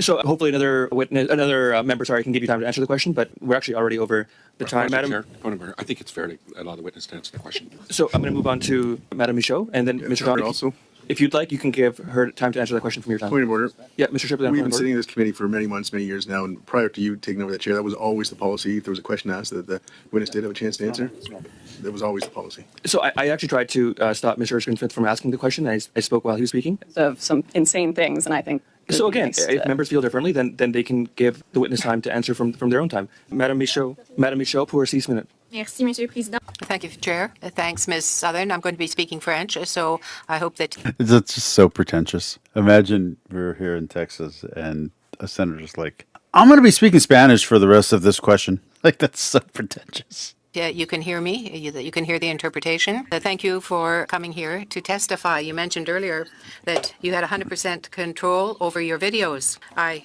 really haven't had the opportunity to look at your videos, but could you give us You should. They're actually really good. It was like the best stuff on Tenet Media. It really was legitimately the best stuff. There was nothing else watchable on that channel outside of the street interviews. idea of the subjects that you dealt with on the videos and your understanding of why you were approached by Tenet Media in the first place, why they would have chosen you to make 3 videos per week and several documentaries. Because she's pretty, because she's popular, because she was unaffiliated with any other stations, so they could make her own. It makes perfect sense from a media and entertainment standpoint that if you were going to have someone be the front of a channel, you would pick her. Same reason you would pick Megyn Kelly. The same reason you would pick the person who they stole from, the person they stole from CNBC to CNN, and she was the front person for a little while, and then became, what's her name? She was really great when she was on, and Fox also did the same thing. Fox stole the other lady and put her on Fox Business. But they put this one on CNN regular news. Probably because they don't have a business section. Because you picked the pretty person who's smart, who has a following, who doesn't have an affiliation with anyone else. That's why. But this isn't France. This is Canada. I'm guessing she's Quebecian because I think Quebec has a huge French language political movement thing. But if she's not, and she's just being pretentious, it's pretentious. Like it would be like I said, like I go to my city meeting and I'd be like, "Are you today? I'm going to do it in Spanish." Yeah, you can answer in English. I'm going to do it in Spanish. It's just pretentious. It is. Per month. Just give us an idea, please. Yes, thank you. I just wanted to take 2 Unless, seconds. like I said, unless she doesn't know how to speak English. If she doesn't know how to speak English and she can only speak French, that's fine. That's justifiable. But if she can speak English, this is pretentious as hell. To respond to the allegations that I'm an insane person quickly for interviewing Alexander Dugin, given my inspiration for the interview was from TVO's The Agenda, Steve Piken, who interviewed Dugin. And just to be very clear, the reason why you would take that interview is because of course you would. You're a journalist. If the biggest drug dealer in the Rio Grande Valley said, I will give you an exclusive interview, I say yes. I say yes. Of course I'm interviewing them. It's the same reason Barbara Walters did it. It's the same reason Barbara Walters interviewed Saddam Hussein. It's the same reason why whoever it was interviewed bin Laden. It's because you say yes. It's the same reason the reporter who interviewed the guy from Lebanon who got the dagger shoved up there before he died. It's the same reason any of these dictators get interviewed, because of course you do. Of course you interview the enemy and you get the exclusive. That's your job as a reporter. The job of a reporter is not to go find people who agree with you, is to find people who disagree with you, and even better, your enemy, so that way we can get an idea of what they think, and that way we have some information, some true information directly from them. That way we're not hearing from our leader's perspective of what's happening, we're hearing from their perspective of what's happening. And then if they're still an asshole, now we know. Again, I don't think we would be calling him insane in this house. I think there is a deliberate effort to slander me for political purposes. Now, to answer your question as to why you think I would be picked to make these videos, I've made a lot of content over the past 10 years. Controversial and magnetic, I guess would be the right word, content. Like, yeah, controversial, but very popular. Documentaries that have received millions of views and really encouraged a lot of people to consider ideas they haven't thought of before, like the plight of farmers in South Africa. And I'll tell you what happens. If Tenet Media ends up being guilty and her documentaries are good, another company will buy those videos and air them. Another company that's not Russian interference or Russian propaganda will buy these really good documentaries and air them. That doesn't mean that the company that bought them is evil. It means that if her ideas were good, they're going to put them somewhere else. Because, of course, they want the audience capture and the audience share. Genetically, the French are largely Mediterranean. I think that's why they have so many dark-haired individuals. What is this conversation? I'm part French. My dark hair doesn't come from my French side. It comes from my Native American side. Being murdered, or my film Borderless, which covered mass immigration to Europe from the perspective of immigrants who, quite frankly, were being screwed over and sold alive by human traffickers. I think that I have a long history of creating very honest journalism that addresses. And all of her stuff she's done on immigration, whether in Europe or here in the United States or in Canada, has all been on the side of the immigrant, on the side of the person who's doing the migrating. So just FYI, just because she's a bitch doesn't mean that she's heartless. Addresses issues that a lot of people are too afraid to broach, and that's why I believe I was approached by Tenet to work for them. Did you make videos about the Canadian policies, about politics here in this country. That is such shitty. That's such a bad question. That shows evil intent. Of course she did. She's going to say she didn't, but of course she did. If this channel becomes popular and I'm able to voice my opinion, yes, I will make videos about American policy. Yes, I will make videos about things I disagree with in Canada, in the United States, and I will put it front and center. Of course I will. What do you think TYT does? What do you think Uyghur does? He's arguing against things that he doesn't like, not just pro things that he likes. When you're only talking about the pro things that you like, then you're a propagandist. She's saying she's not a propagandist, so of course she's going to criticize the government because she's not a propagandist for the government or for Russia. About the stance in Ukraine and Russia's involvement. I don't believe I recall making a single video about the Russia-Ukraine situation, but I certainly made videos about Canada, and they were all based on my own experience living. And Adam and Stitch can confirm that they watched all Tenant Media stuff, and they were like, yeah, we don't even remember them talking about the Ukraine that often. It just wasn't a topic. It's very interesting that if this really ends up being Russian collusion and Russian propaganda, it's very ineffective and very off point. Like they're not even hitting their target audience, and they're not talking about it's like they hired the wrong people to do the wrong job. Here as a Canadian, I made a video about housing prices in Vancouver, for example, something I have seen just go to absurd levels. I have family. The only place that I see any possible guilt is in Tim Pool, because Tim Pool started going super anti-Ukraine after being pro-Ukraine, and then as soon as Tenant Media got busted, he went back to being pro-Ukraine. If there's any guilt or any shadiness, it's there. And it doesn't mean that he himself is guilty, but if there was any influence, that's where you should be looking, where the person changed his opinion after getting the job, and then after leaving the job, changed his opinion back. That's the place where things don't smell right. Not someone arguing the same points they were arguing for before they were hired, and the same points they're arguing for after they are no longer affiliated. She's consistent. That live around me in my community who have been forced to live in trailer parks because the housing prices have gone so high they cannot afford rent. I look at the inflation with groceries, families. By the way, Lauren Chen hired all the controversial figures. She didn't hire any standard media people. She hired the people who were controversial, thinking that would get her more views, and it didn't work. Struggling to afford food because the taxes are so high because of bad policy put in by this liberal government. And I make videos on these subjects. I make videos. I'm surprised they don't have Jordan Peterson here. I know they want to connect Jordan Peterson to this. You know it. About the concerns of mass immigration without integration. You know, just a few weeks ago, I had a friend of mine almost lose her daughter's life because an immigrant that refused to get a proper driver's license smashed into her car just missing her daughter and then tried to intimidate her into not. I like what she's saying here, but this is a total red herring. This is a total red herring. Has nothing to do with the point. Contacting ICBC when we have these issues of mass immigration without integration, when we have these issues of so many foreign buyers coming into this country and inflating prices, when we have these issues of not putting the Canadian populace first, people want to hear these opinions. And I'm sorry to tell you once again to the people here who might think that this is all foreign propaganda. It's not. No one told me to have these opinions. I grew up in Surrey. I grew up in BC. I want to be very clear. I have no connection to Russia at all. I want us to open up trade with Russia again. And I have a very straight bias here. I like Russian alcohol, and I like Russian literature, and I don't like that I can't get Russian alcohol or Russian literature. That's it. I like Russian Standard. I like Hammer and Sickle alcohol.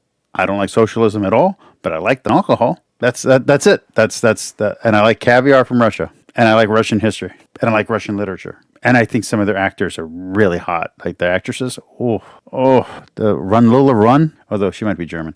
But anyway, Tattoo, you know what I mean? Like I think their women are beautiful. That's my bias toward Russia. Is I like their alcohol and I like their women, and I'd like us not to be at war with them, and I'd like us to be at peace, and I'd like us to have the alcohol again. I live in this country. I live paycheck to paycheck right now. You know, I struggle under this government. I live paycheck to paycheck right now, and I'm struggling under my Biden, and I want Biden gone, and I want Trump back. Even though I hate Trump, I'll take 5 Trumps over 1 Biden. As many other Canadians do. And all of the opinions I put out here are my honest opinion. Thank you. Could you explain the events that led to the criminal inquiry on the media and the allegations that have been made about the videos? This is a fair question, by the way. I think Lauren Southern takes a little offense to it, but this is a very fair question. surprised when this all arose? Were you suspicious before this, how it started? And I had no reason to be suspicious. Of course, I was surprised when the indictment dropped. I did not have knowledge of what was in the indictment. I can't comment to how this all happened because I was simply... The only one who seems to have half a brain here is Dave Rubin. That's it. He's the only one. A contracted video creator. I just made videos for them. Merci. Vous semblez... Thank you. I was just a whore. I didn't care where the money came from.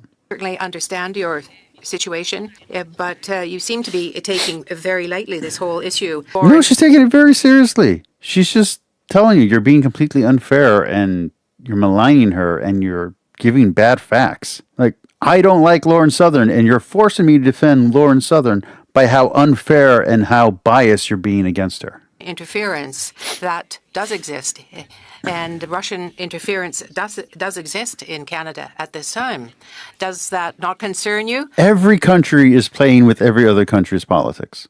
America is influencing Canada. America's putting spies in Canada. America's doing stuff all the time. The social media, like America's there. France is there. There are French assets right now in Canada influencing Canadian politics. I guarantee you. There's also Japanese. There's also Russian. There's also Mexican. There are assets trying to influence you, just like there's assets trying to influence the United States, just like there's assets trying to influence Germany. Don't act naive. No, your problem is that she has a point of view that you hate, and she was backed up by someone you view as an enemy. Now, trying to get to the bottom of the crime, totally justifiable. If Tenant Media really was a Russian asset or Russian propaganda machine, it needs to be shut down. True.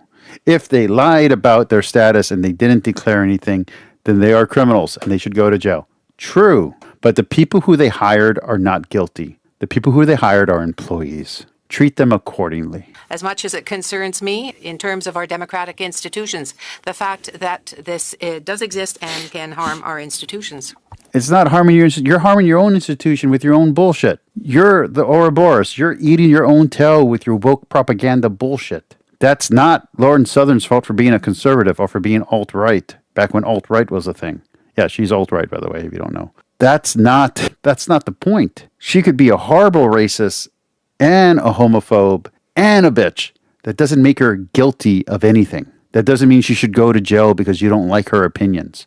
And the fact that other people love her opinions is not your business. People have the right to think what they want, even if it horribly offends you and they disagree with you. I am a Catholic who engages with anti-theists and invites them over to eat. Get over yourself. Once again, as I opened in my speech, there were individuals that were witnesses to this committee who went unchallenged, who claimed that Tenant Media made one of the number one podcasts in the world, the Rubin Report. The Rubin Report was created 10 years before Tenant even existed and had no association with Tenant Media.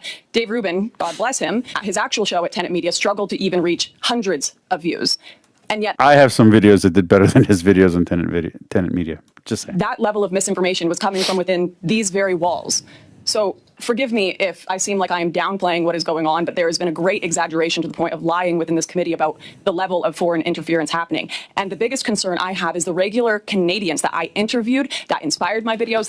It's politicians trying to make a name for themselves and to keep their office should the Trudeau apparatus fail in the next election and conservatives come in. They want to keep their office. They're trying to make a name for themselves by putting your stake on a stick with their name underneath it, saying they're the ones who busted your ass. That's all that does. They're just trying to protect their future elections and future status. Inspired my content that are being slandered. And they might be desperately trying to show that, no, it's not that they're unpopular, even though they're horribly unpopular according to all the polls. They're trying to say that all that stuff is coming from you all, that you all are the ones making it look like they're unpopular, and you're influencing Canadian people that are apparently, according to these people, so stupid and so gullible that if Lauren Southern, an open racist, misogynist, homophobe, says something, half the Canadian people or majority of the Canadian people will fall for it. Or Canadians are very smart people who are very well educated according to all the statistics. And the reason why Lauren Southern is reporting that these people are saying these things are because these people are actually saying these things and they don't agree with you anymore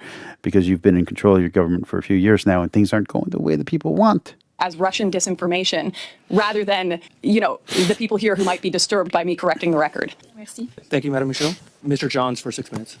Ms. Southern, before collaborating with other, what steps do you take to ensure the media in which you are appearing is acting lawfully? This is such a bullshit question. I'm sorry. I honestly, this is another suck my dick. Suck my dick. Suck my dick all the way to the balls. Like, you are a piece of shit, you. That's my answer to this question if I was her. I take to ensure the media I'm appearing in is acting lawfully. Yeah.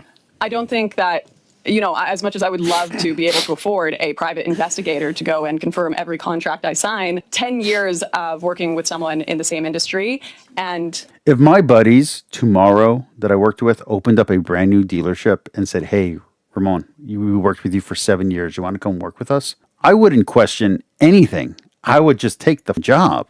Yes, do I want to work with my friends who I've worked with for 7 years on a company that I can now be a part of on the ground floor and maybe even have a management position or even have part ownership of?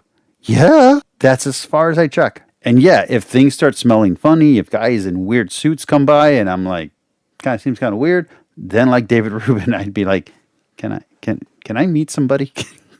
I don't like this. And if I really don't like it, I quit. And if I'm under contract, I fulfill my contract for 1 year or 2 years, however long she got paid for. And at the end of that contract, I go off on my own and I enjoy the fact that I was able to pay my bills for a year. 10 years of working with someone in the same industry and being given a very standard boilerplate contract that I would get from any other company. I've never had this happen before. And I think in retrospect, it's easy to say that I should have done more investigation, but what investigation would you have done in my shoes? I don't think you should have. I think you were suckered. I think if you're telling the truth, I think you're the victim of a crime. You're a victim of fraud and you've been deceived and you should sue the shit out of Lauren Chen and sue the shit out of Tenant Media. You should not give up the money that they paid you, and you should demand more money for the damage to your reputation that has occurred because of it. I think it's important to do due diligence, and you have significant following on social media platforms where misinformation can spread rapidly. How do you ensure that the content you share is not used by foreign entities to amplify narratives that undermine Canadian democracy or national security? Suck my dick, sir. Hold on, it's Canada, right? We need to do it in. Let me see. Hold on. Let's find out what the French is for suck my dick. Should she say lick my clit? Because she's a chick. I don't know. Let's see. Let's see what French is. French for suck my dick. Sucker ma bit. There you go. There. Now I'm culturally sensitive to the French people in Quebec. Like that, Canada. And by the way, I'm not saying that to all of Canada. I want to be very clear. I'm saying it to this guy and to the other guy. To the two assholes. No. Right. I think it's important to do due diligence, and you have significant following on social media platforms where misinformation can spread rapidly. How do you ensure that the content you share is not used by foreign entities to amplify narratives that undermine Canadian democracy or national security? Are you accusing me of spreading narratives that have undermined just asking democracy? the question, just like, in terms of how do you ensure that the content you share is not used by foreign entities? Democracy means all voices get to be heard, even the ones you disagree with. And freedom of speech means that even the most vile voices get to be heard. Sorry, I disagree with this completely. This is censorship, and I hate censorship. You're trying to censor someone for having ideas that you consider dangerous or vile. You. To amplify narratives that undermine Canadian democracy or national security. What measures do you take? I ensure that every contract I sign and have ever signed in media gives me full creative control of every single thing I say and publish. That's how I ensure it. Well, there's concerns that individuals or groups may be... I don't like Hassan. I don't like Destiny. I will never put them on my channel.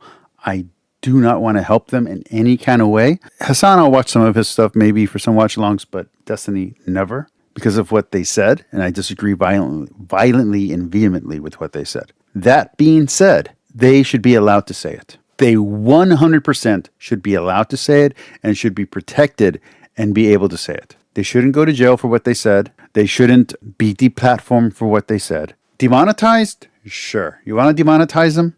Hey, if sponsors don't want to pay someone to say that, good for the sponsors. I'll like their sponsors a little bit more for that. But they shouldn't be canceled, they shouldn't be deplatformed, and they shouldn't be censored. The best sanitizer is the light, is the sun. Let their opinions rise to the surface so we can see what they really think and what they really feel, and then we can collectively go, ooh, I don't want to watch that. I liked Destiny until I heard him say what he said about Republicans, about religious people, about Trump. And you know what I was like? I don't like Destiny anymore. I don't want to watch his content. Maybe 10 years from now will be a different story, but right now, no thank you. Same thing with Hassan.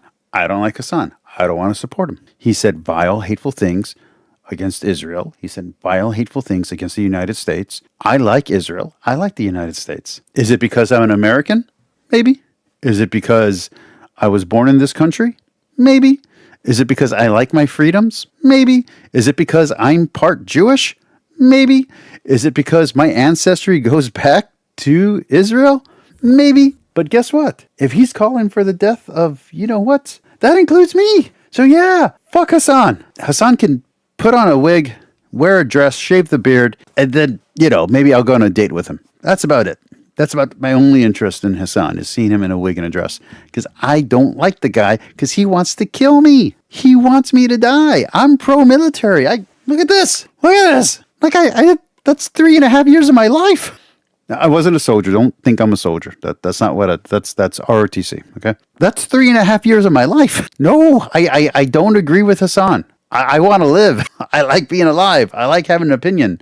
I like having a YouTube channel. So yeah, I disagree with Hassan, but he should not be deplatformed. If he said something that led to a attack, then yeah, he might have to go to jail. But if all he's saying is his opinion, he should not go to jail for that. He should not be fined for that. He should not be censored for that. If sponsors don't want to sponsor him, good for the sponsors. I respect them more. But that has nothing to do with anything. He should be allowed to say what he's saying.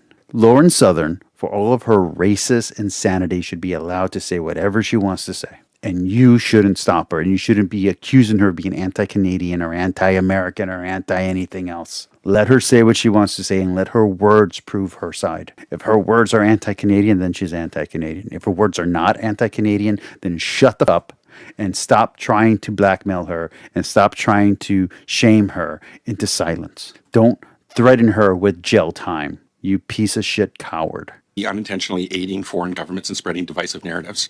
How do you respond to allegations that your online... By the way, when I say jail time, what do you think the penalty for espionage is? It's jail. In the United States, by the way, treason, the penalty is death. But in Canada, I'm pretty sure it's just prison. Still, that's a threat to silence her. And I hope she doesn't go quietly. I hope she keeps yelling. I know in the end of this, she's going to kind of pussy out a bit, and I get why. I hope she changes her mind and she gets angry and she just keeps saying things that this guy hates. Content has been used to further Russian propaganda or influence Canadian public opinion. As far as I'm aware, just this month, Prime Minister Justin Trudeau announced a pause to immigration, or a decrease in immigration for the next 3 years, citing unsustainable growth. This is one of the critiques that has been my main critique on tenant media and off tenant media. And having it portrayed as Russian disinformation by this committee, or even aiding and abetting Russians, has been very interesting. I may understand I may have been right too early on this issue. By the way, she's been saying this long before any of this. So yeah, she's consistent. And as so, I must be socially punished by this regime. But although much too late, I happen to believe that Justin Trudeau is making the correct decision there, and I would hope. And I want to, yet again, I think she's a misogynist. I think she's jingoistic. I think she's I think she's a racist. I do. And I'm still defending her. She has the right to believe and say what she wants, even if I vehemently disagree with her. I would hope people will click off her show. I will hope people don't want to watch her, but I will never force someone not to watch her. And I will never tell her that she can't say what she's saying. I can tell her that what she's saying is wrong, that she ought not to say what she's saying. Yes, you ought not to say this, but there's no you can't say it. Yes, you can, and I will protect your right to say it.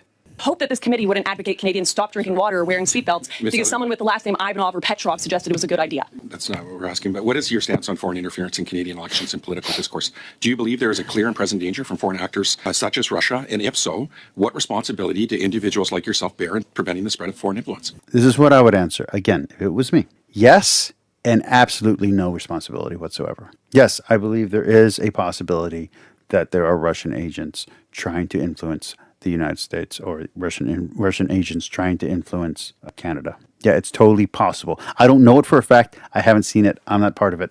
I know nothing about it, but I think it's possible. What is my responsibility? Nothing. Zero. Zilch.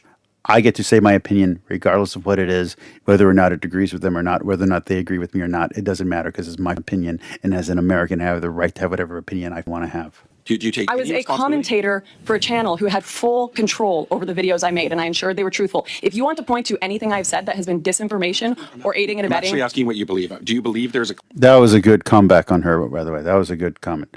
Tell me what I said that was disinformation. Tell me what I said that wasn't true. If it's true, it's not disinformation. clear and present danger from foreign actors such as Russia? And if so, what responsibility? Even if you don't like it, if it's true, then what I reported was the truth and was facts, so back the off. You believe that individuals like yourself and your platform aid in preventing the spread of foreign influence? I think that They have no responsibility to do so. None. As a free citizen, I have the right to believe whatever I want, no matter how stupid it is no matter how stupid it is. I have the right to say whatever I want, no matter how foolish it is, because I'm an American, or in her case, because I'm a Canadian. But again, I don't think they have freedom of speech like we do here. But I have the right to say whatever I want to say, no matter how stupid it is, no matter how stupid I am, no matter how foolish it is, no matter how foolish I am, no matter how much of a jackass I make myself out to be. I've been on this platform for 11 years. My top video is 65,000 views. My lowest video is 5 views. I have the right to continue doing it until, the cows come home. And if it's not here, it'll be somewhere else. But as long as I'm an American, I'm going to be expressing my opinion. it is rich that I'm sat here and being No matter how unread I am, no matter how uneducated I am, I have the right to believe what I believe. I have the right to say what I'm going to say. I don't need a qualification. I don't need a credential. I can say whatever I want, whenever I want. If I want to believe the earth is made of blue cheese, then the earth is made of blue cheese. Nothing you can do about it. asked what I have to do to stop foreign influence and foreign interference.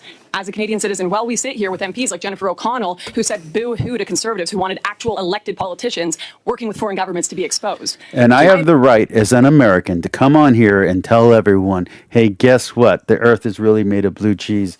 And if you cook the earth just right, it makes a nice little topping on top of your spaghetti. I have the right to say that as an American. I hope, as a Canadian, you have the right. I know as a UK citizen, you don't have that right. But as an American, I sure hope Australia and Canada do, and I hope the UK gets their rights back. Because you should have the right to say stupid shit, too. And you shouldn't need a credential or a college degree or anything else to voice your opinion. All you need to voice your opinion is a voice and an opinion. That's it. Sorry, I take it you don't take responsibility. I'm sorry, it's not your turn, Ms. O'Connell. I'm going to continue. How do you reconcile your business model, which prioritizes user engagement and raking in massive profits from I'm a capitalist and I like making money. Next question, please. clicks, with the necessity to protect users from harmful disinformation that can lead? I have no responsibility to protect you from harm. None. Zilch. Nada. Nothing. If you're an adult over 18 years of age and you're a free citizen, you have to make your own decisions. Does that mean there are no limits? There are limits. There are definitely limits. Yes, if you're professional wrestling and your audience is to teenagers and you're doing really dangerous stuff, you better have a freaking warning saying this is fake, this is entertainment, don't do this at home, professionals only. Yeah, you should have a disclaimer, but you should still be allowed to do your show. You should still be allowed to have the entertainment. If people don't like it, they don't have to watch. And believe me, there's a lot of people that have said that then find out people don't like it and they don't watch. Look at what happened to Silly DeConnick. Look at what happened to a lot of the comic book writers who said, oh, you don't like what I'm writing, don't read it. Guess what? People stopped reading it because they didn't like what they were writing. If people don't like the entertainment, they won't watch it. People like Lauren Southern. I don't know why. Maybe it's because she's attractive. Maybe it's because some of her points are correct. Maybe it's a combination. Who knows? Maybe it's her cadence of speech. But people like her, so people listen to her. Lead to real-world consequences like hate-based violence. How is anyone in this committee supposed to stop disinformation abroad if they can't stop it within this committee? Why wasn't Ben Scott, why wasn't he challenged when he cited false numbers about Tenet's views? Why wasn't he I think people have the right to hate. I think people have the right to be angry. I don't think people have the right to act on it, but people have the right to feel what they feel and think what they think.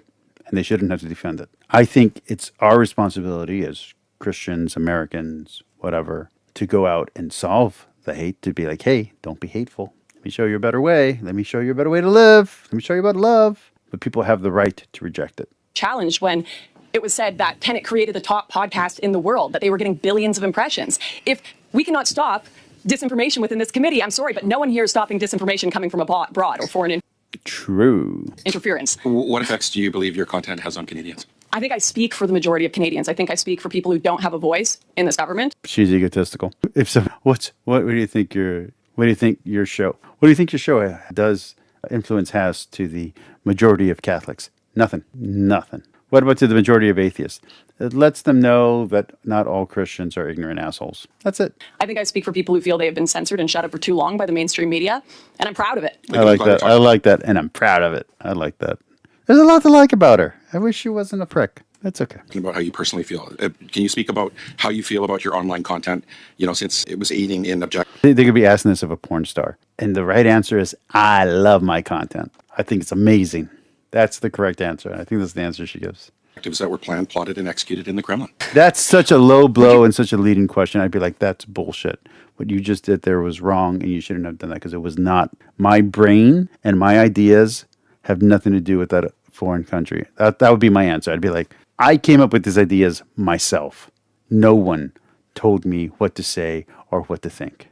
Did you say that Justin Trudeau's reduction of immigration was aiding and abetting the Kremlin? The whataboutism here is a bad move. I get that why she does it, but I think it's a bad move. I would have just said, no one controls what I say. This is the Megatron motion. This is the Satan, the Lucifer section. This is, this is where you go, I bow to nobody.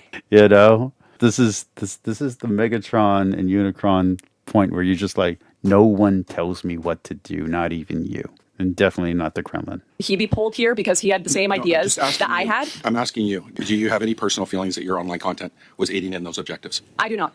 I disagree with that. I think I have very normal opinions that were all coming from myself. No one told me to have my views. No one. I don't like that she says I have normal opinions. You can have extreme opinions. I have crazy thoughts every day, and they're mine. And who gives a shit? Because they're my ideas. And if people agree with them, because they're my ideas. Of course, that's much more American. Force me to have my opinions. My opinions are based on living and growing up in this country. Okay. Have you ever been in direct or indirect contact? What are my opinions? My opinions are based on reading tons of books, especially ancient literature, and watching tons of cartoons and anime and stuff like that. Speaking of which, if Arcane is on right now, I'm going to work out and watch Arcane at the same time. Officials, organizations, or agents? I've spoken to RT before in the past. Oh, that right there hurts her. That right there hurts her. The answer is no. The correct answer is no, I haven't. But because she has to say she has. And I do think this is honest of her because she used to work for RT. She used to be an affiliate or something.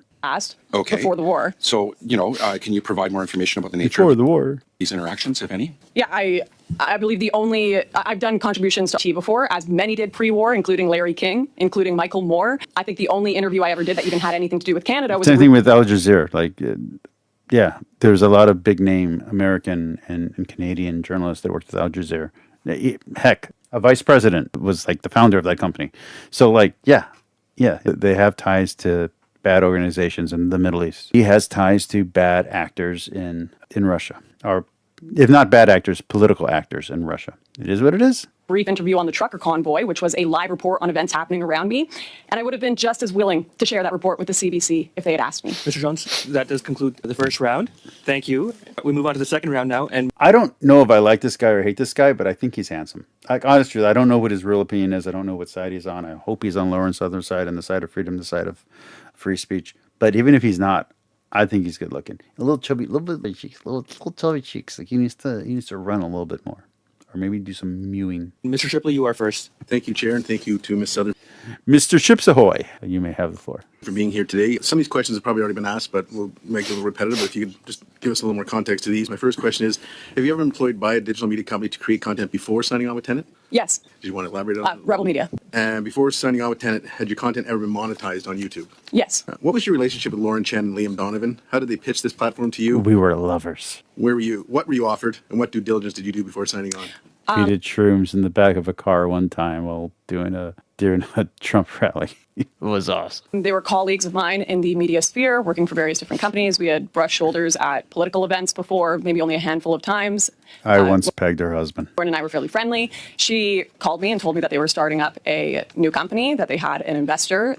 We tossed Destiny around like a rag doll, all three of us. I'm getting gross. I'm so sorry. That was in the tech realm, and I wasn't that interested at first, to be honest. And then she called me a few more times and told me that it would be a totally free speech. Just to be, I probably shouldn't have said what I just said, but the Destiny thing really does freak me out because she's so awesome. To think that she hooked up with Destiny is so disappointing. Like, The racism, the internal misogyny, the homophobia, I can handle all of that. Banging Destiny, I'm like, ooh, I can't fix that. I can't fix her. I can fix the racist thing. I take her out with a few of my friends. You know, she'll get over it. She'll get it. The misogyny thing, I take her to a feminist poetry slam. You know, we'll deal with it. You know, we'll read the feminine mystique together. You know, what's another one of her problems? There's a few of them. But anyway, I can fix all those problems. We can work through it. Yeah, the Sikh's turban. I honest truth, and I'm very biased because I had an Indian friend and a Sikh friend in high school who would read my poems and tell me my future, my destiny. I really like the guy, but I honestly think the turban makes men look handsomer. Like I think it's a really good look. Contract, I could do whatever I wanted. They sent me the offer. I realize I'm biased. At that time, I was looking to expand and Thomas, you broke my train of thought, so I don't even remember what I was saying. hopefully be able to hire some staff to improve the quality of my videos and being able to do so while having. By the way, this is the most crass, gross content I've done in like 4 years. I'm going to probably scare off all my new subscribers who came in for the Christian and anti-apologetic stuff. So please, if you're watching, subscribe. Total freedom and control over the content I produce is quite frankly something you get at almost no media companies, very few anyways. So that's why I haven't worked at very many the last 10 years other than and this is why you would say yes. Yeah. But yeah, I considered myself pretty lucky to have found a startup company that was looking to give their creators full creative control. You did travel to Russia in 2018 and published an extensive interview with Alexander Dugin, a man who is referred to as. I'm going to admit this is a knife in the side. This does not look good. This part right here does not look good. But again, as a journalist, you don't say no to these kind of interviews. You get a chance. If you get a chance to interview Putin, you go interview Putin. You get a chance to go interview whoever the leader of which one's the bad Korea, North Korea. You have a chance to go interview the leader of North Korea. You do it. As a journalist, that's your job. You do the interview. During your trip to Russia, did you engage with any other political actors? Have you maintained a relationship with any individuals that you met in Russia? Yes, during my trip to Russia, I did interview quite a few other subjects. I decided against publishing those interviews as I felt that there might be some influence on the direction of them. And I only published the Dugin one because I totally arranged that one. Have you been back to Russia since February 24, 2022? I wouldn't even say I totally arranged it. I'd be like, because I feel it was a super important topic and it was worth the risk to myself and to any offense I might give to someone else. It was a very important one that I had to do, but the other ones I didn't feel comfortable with, so I didn't air them. I have not been back to Russia. Because I control my own material. You unlisted several videos from your YouTube channel on the topic of the war in Ukraine and your travels to Russia. When did you unlist these YouTube videos and why? I actually enlisted significantly more videos than just those, things that had to do with just life and relationships and various different This is kind topics. of a non-answer, but where she goes with it is kind of pathetic. I have made a decision a few months ago that I want to take a break from social media altogether. I think the entire thing has become very unhealthy. And one of the ways that I engage with it now is if I go on social media, I remove content instead of add it. So you'll look at this. If you find my Instagram, there have been lots of selfies of me removed. If you look at my Twitter, there have been lots of tweets. I really regret that I did that with my martial arts stuff. So back with my martial arts videos, I used to have all my fights and I deleted all of them. Every fight that I had from 24 to 26, I had recorded all of them. That's what I was using YouTube for, as a repository for those fights. I was fighting every weekend, and I deleted all but one. I really, truly do regret deleting those fights. I really should have kept all of those. Tweets of mine removed. So I go back and I choose a video or a post to remove instead of adding to it, since I think that we have really lost the thread of sanity on the internet these days. Well, I think there's definitely some truth to that. I want to go back to your trip that you took to Russia in 2018. Who paid for that trip? I paid for it. You mentioned that you did Good answer. several interviews there. Were you paid for This is those? another asshole. This is another asshole. I was not paid to do any of those interviews. So I mean, it's come up who you interviewed while you were there, Alexander Dugin, who not only has been referred to as Vladimir Putin's brain. Actually, before I ask you this.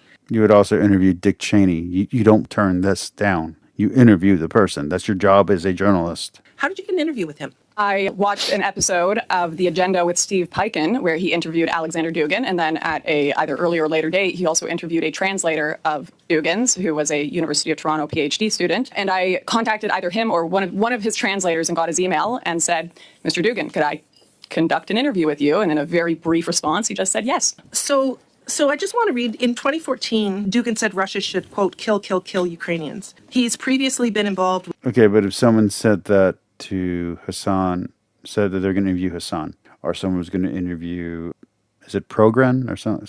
What's her name? Program. It's like Joe Rogan, but like Jogan.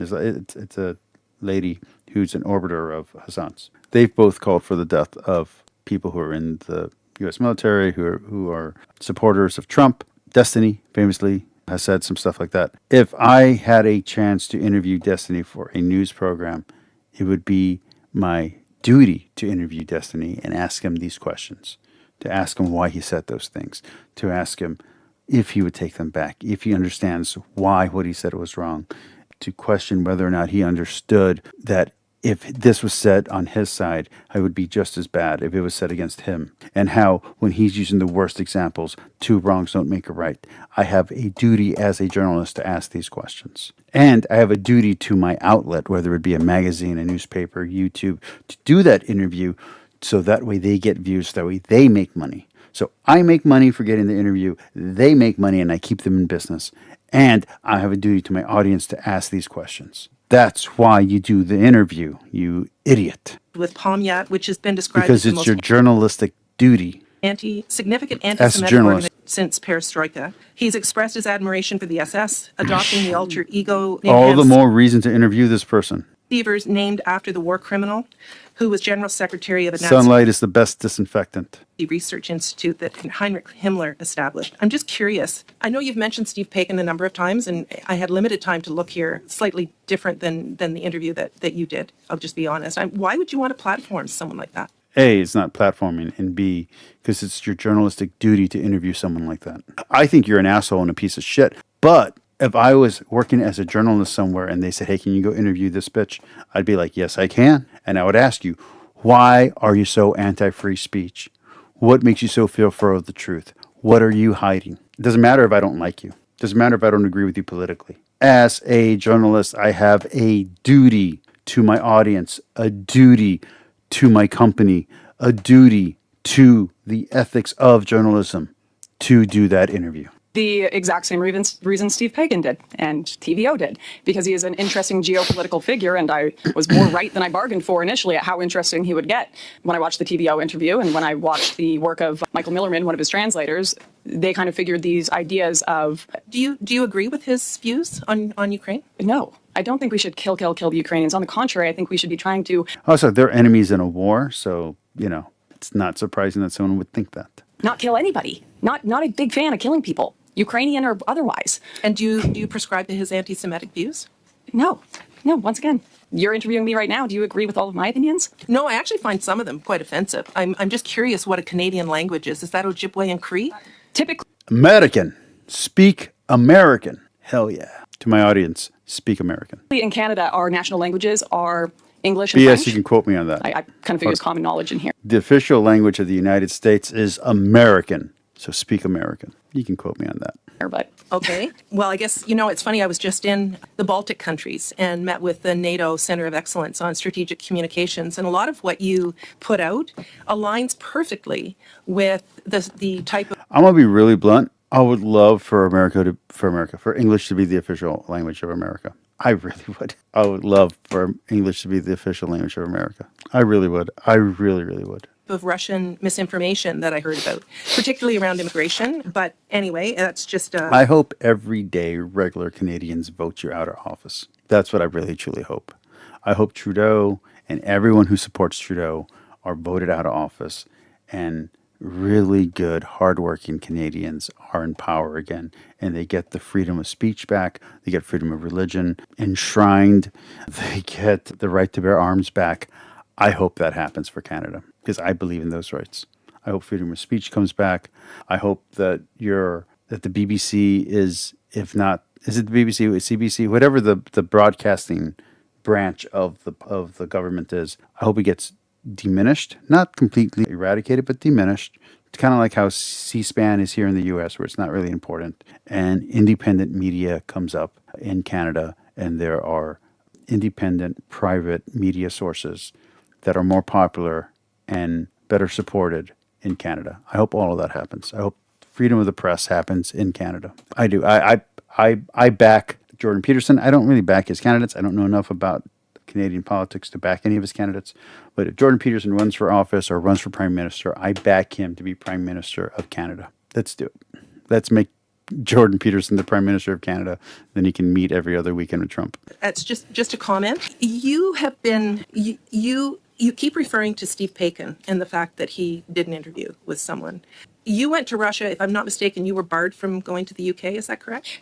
Yes, I was barred from going to the UK. But listen to Was why. That was because I tried to set up a pride parade in Luton, and the Islamic population there. I can't believe that she can't eat, that this person who's so angry at, because where she's going to go is totally insane, that she can't get that Lauren Southern trolled with the pride parade. So, and I said, I think Lauren Southern's homophobic, but let's say she's not. Let's say she honestly did a pride parade in good faith. The problem that most people who didn't like Lauren Southern back in her Ripple Media days is that she came off as very bad faith. That was her problem. It wasn't that she wasn't clever. It wasn't that she wasn't smart. It wasn't that her points weren't good. It was that she came off as bad faith.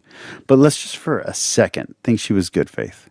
She wanted to do a pride parade in an Islamic area. Now, she was doing it for trolling. We know that for real. Like in actuality, she was just trolling, which is funny as hell. But what if she was serious? That's awesome. That's like a big deal. That's like a big FU. That's a huge good thing that she did. And yet you take it as an act of evil. You're the problem, not her in this instance. Typically are not a big fan of that. And I was told that it was stirring up hatred. I'm not a big fan of a pride parade in Luton, and the Islamic population there typically are not a big fan of that. And I was told that it was stirring up hatred. And she was being sensationalist. She was being a troll. Again, this was that time of YouTube and the internet. So, what's good for the goose is good for the gander. And to be honest, it was funny. And so you went to Russia to stir up hatred against Jews? Where the do you get that? I would be so pissed. I would literally stand up. I would take the fine of being offensive and stand up and just yell at this person for saying that. That is so gross. That is so terrible that this lady said that to Lauren Southern. I'm so sorry. What are you referring to? Look who you deliberately made a trip to Russia to interview someone who is one of the most anti-Semitic. No, you asked her a question about why she was barred from the UK, and she answered it, and you skipped straight to hatred, to anti-Semitic views that she didn't even express. You're not only mind reading, but you're being a total asshole. People around? Is it just to be controversial? Is that, do you find that funny? What part? Yeah, I do find it funny that you were accusing me of taking a trip to Russia to stir up hatred around Jews when I don't think Jews came up once during my interview with Alexander Dugin. I don't know where you're getting that from. And once again, Steve Paikin conducted an interview with him. I guess you would have to make the same anti-Semitic accusation against TVO. Ms. Southern, his views are well known, and you deliberately went there, so you're basically trying to create chaos. Funny thing is... No, she went and she got an interview because it's her duty as a journalist. That's what they say Russia does with all the things that they do, is try to create chaos in society. So it sounds like your goal is to try and... What if she's an anarchist? And create chaos, and I don't get the sense that you have a lot of respect for Western liberal democracy as it is. So anyway, that's my time, Chair. What a jerk. Thank you very much, Chair. I'd like to come back to the monetary issue that was addressed earlier. You said that Tenant she is from gave Quebec. you $275,000. Maybe she only speaks French. Who knows? I still think it's a little pretentious, but still, it's fine. US dollar budget, and your take home was about 100,000 Canadian. That's what you earned for yourself. Yes, thank you. Did anybody at any time ask you to reimburse that money when Tenant was closed? I would be like, yo, it's my money. I'm keeping it. When there were allegations, did you meet any... This might be my last paycheck for a long time. I need this money. By the RCMP or CSIS or any type of security service that you met further to that? So I have not been asked to reimburse any of that money, but I have been visited by CSIS, who quite frankly have been putting immense psychological pressure on me to become an informant on this subject and other subjects. Ultimately, I declined because I'm not looking to become an asset for foreign governments. If you're found innocent in the U.S., immediately come to America and just get your American citizenship and never worry about this ever again. Governments nor this government, and I did not like the way in which they threatened and stalked me. And I would like to know how much Canadians paid for that, by the way. Yes. Thank you. In the UN, Oh, she was very uncomfortable with that. In February 22, that Russia had begun an illegal war on Ukraine. There were more than 11,000 civilians. What's a legal war? That's my question for that. The illegal war part. What's a legal war? What's a good war? Name a good war.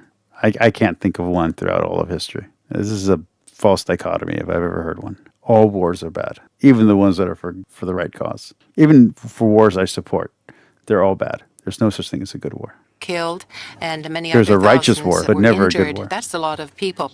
What would you think about being an agent for this type of country that would... I don't like that they said agent. That's again, there's a lot of leading questions in this trial that I think in America you'd be sued right out of your seat in Congress for. wage this type of war on another country? Did that put you ill at ease? Presumption of innocence, man. You'd be sued to high noon here in the U.S. for saying some of the stuff they're saying for leading questions. You will never catch me speaking ill of the Ukrainian people. They are good people, and it is horrific what is happening to them and the losses that are happening to them. I worry about some of the nationalism in the Ukraine, and I worry about some of the anti-Semitism and some of the anti-Semitism that runs rampant in the Ukraine. That bothers me. That worries me. Some of the old socialist or nationalist threads that still live and thrive over there. I think that's a problem. Does that mean that what side am I on the Ukraine-Russian thing? I mean, obviously, as an American, I'm going to support the Ukraine because I believe in freedom. I'm on the side of freedom. Doesn't matter where we're at. I'm going to be on the side of freedom. That's where I fall down on.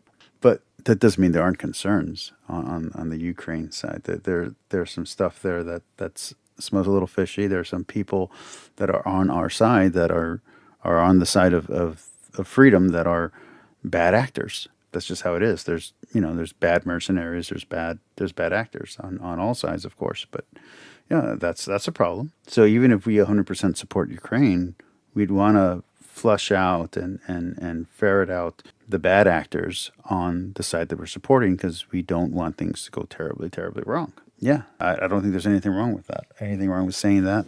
Lauren Southern's not saying that, just to be clear. I'm saying that. I don't think Russia's going to give up Ukraine.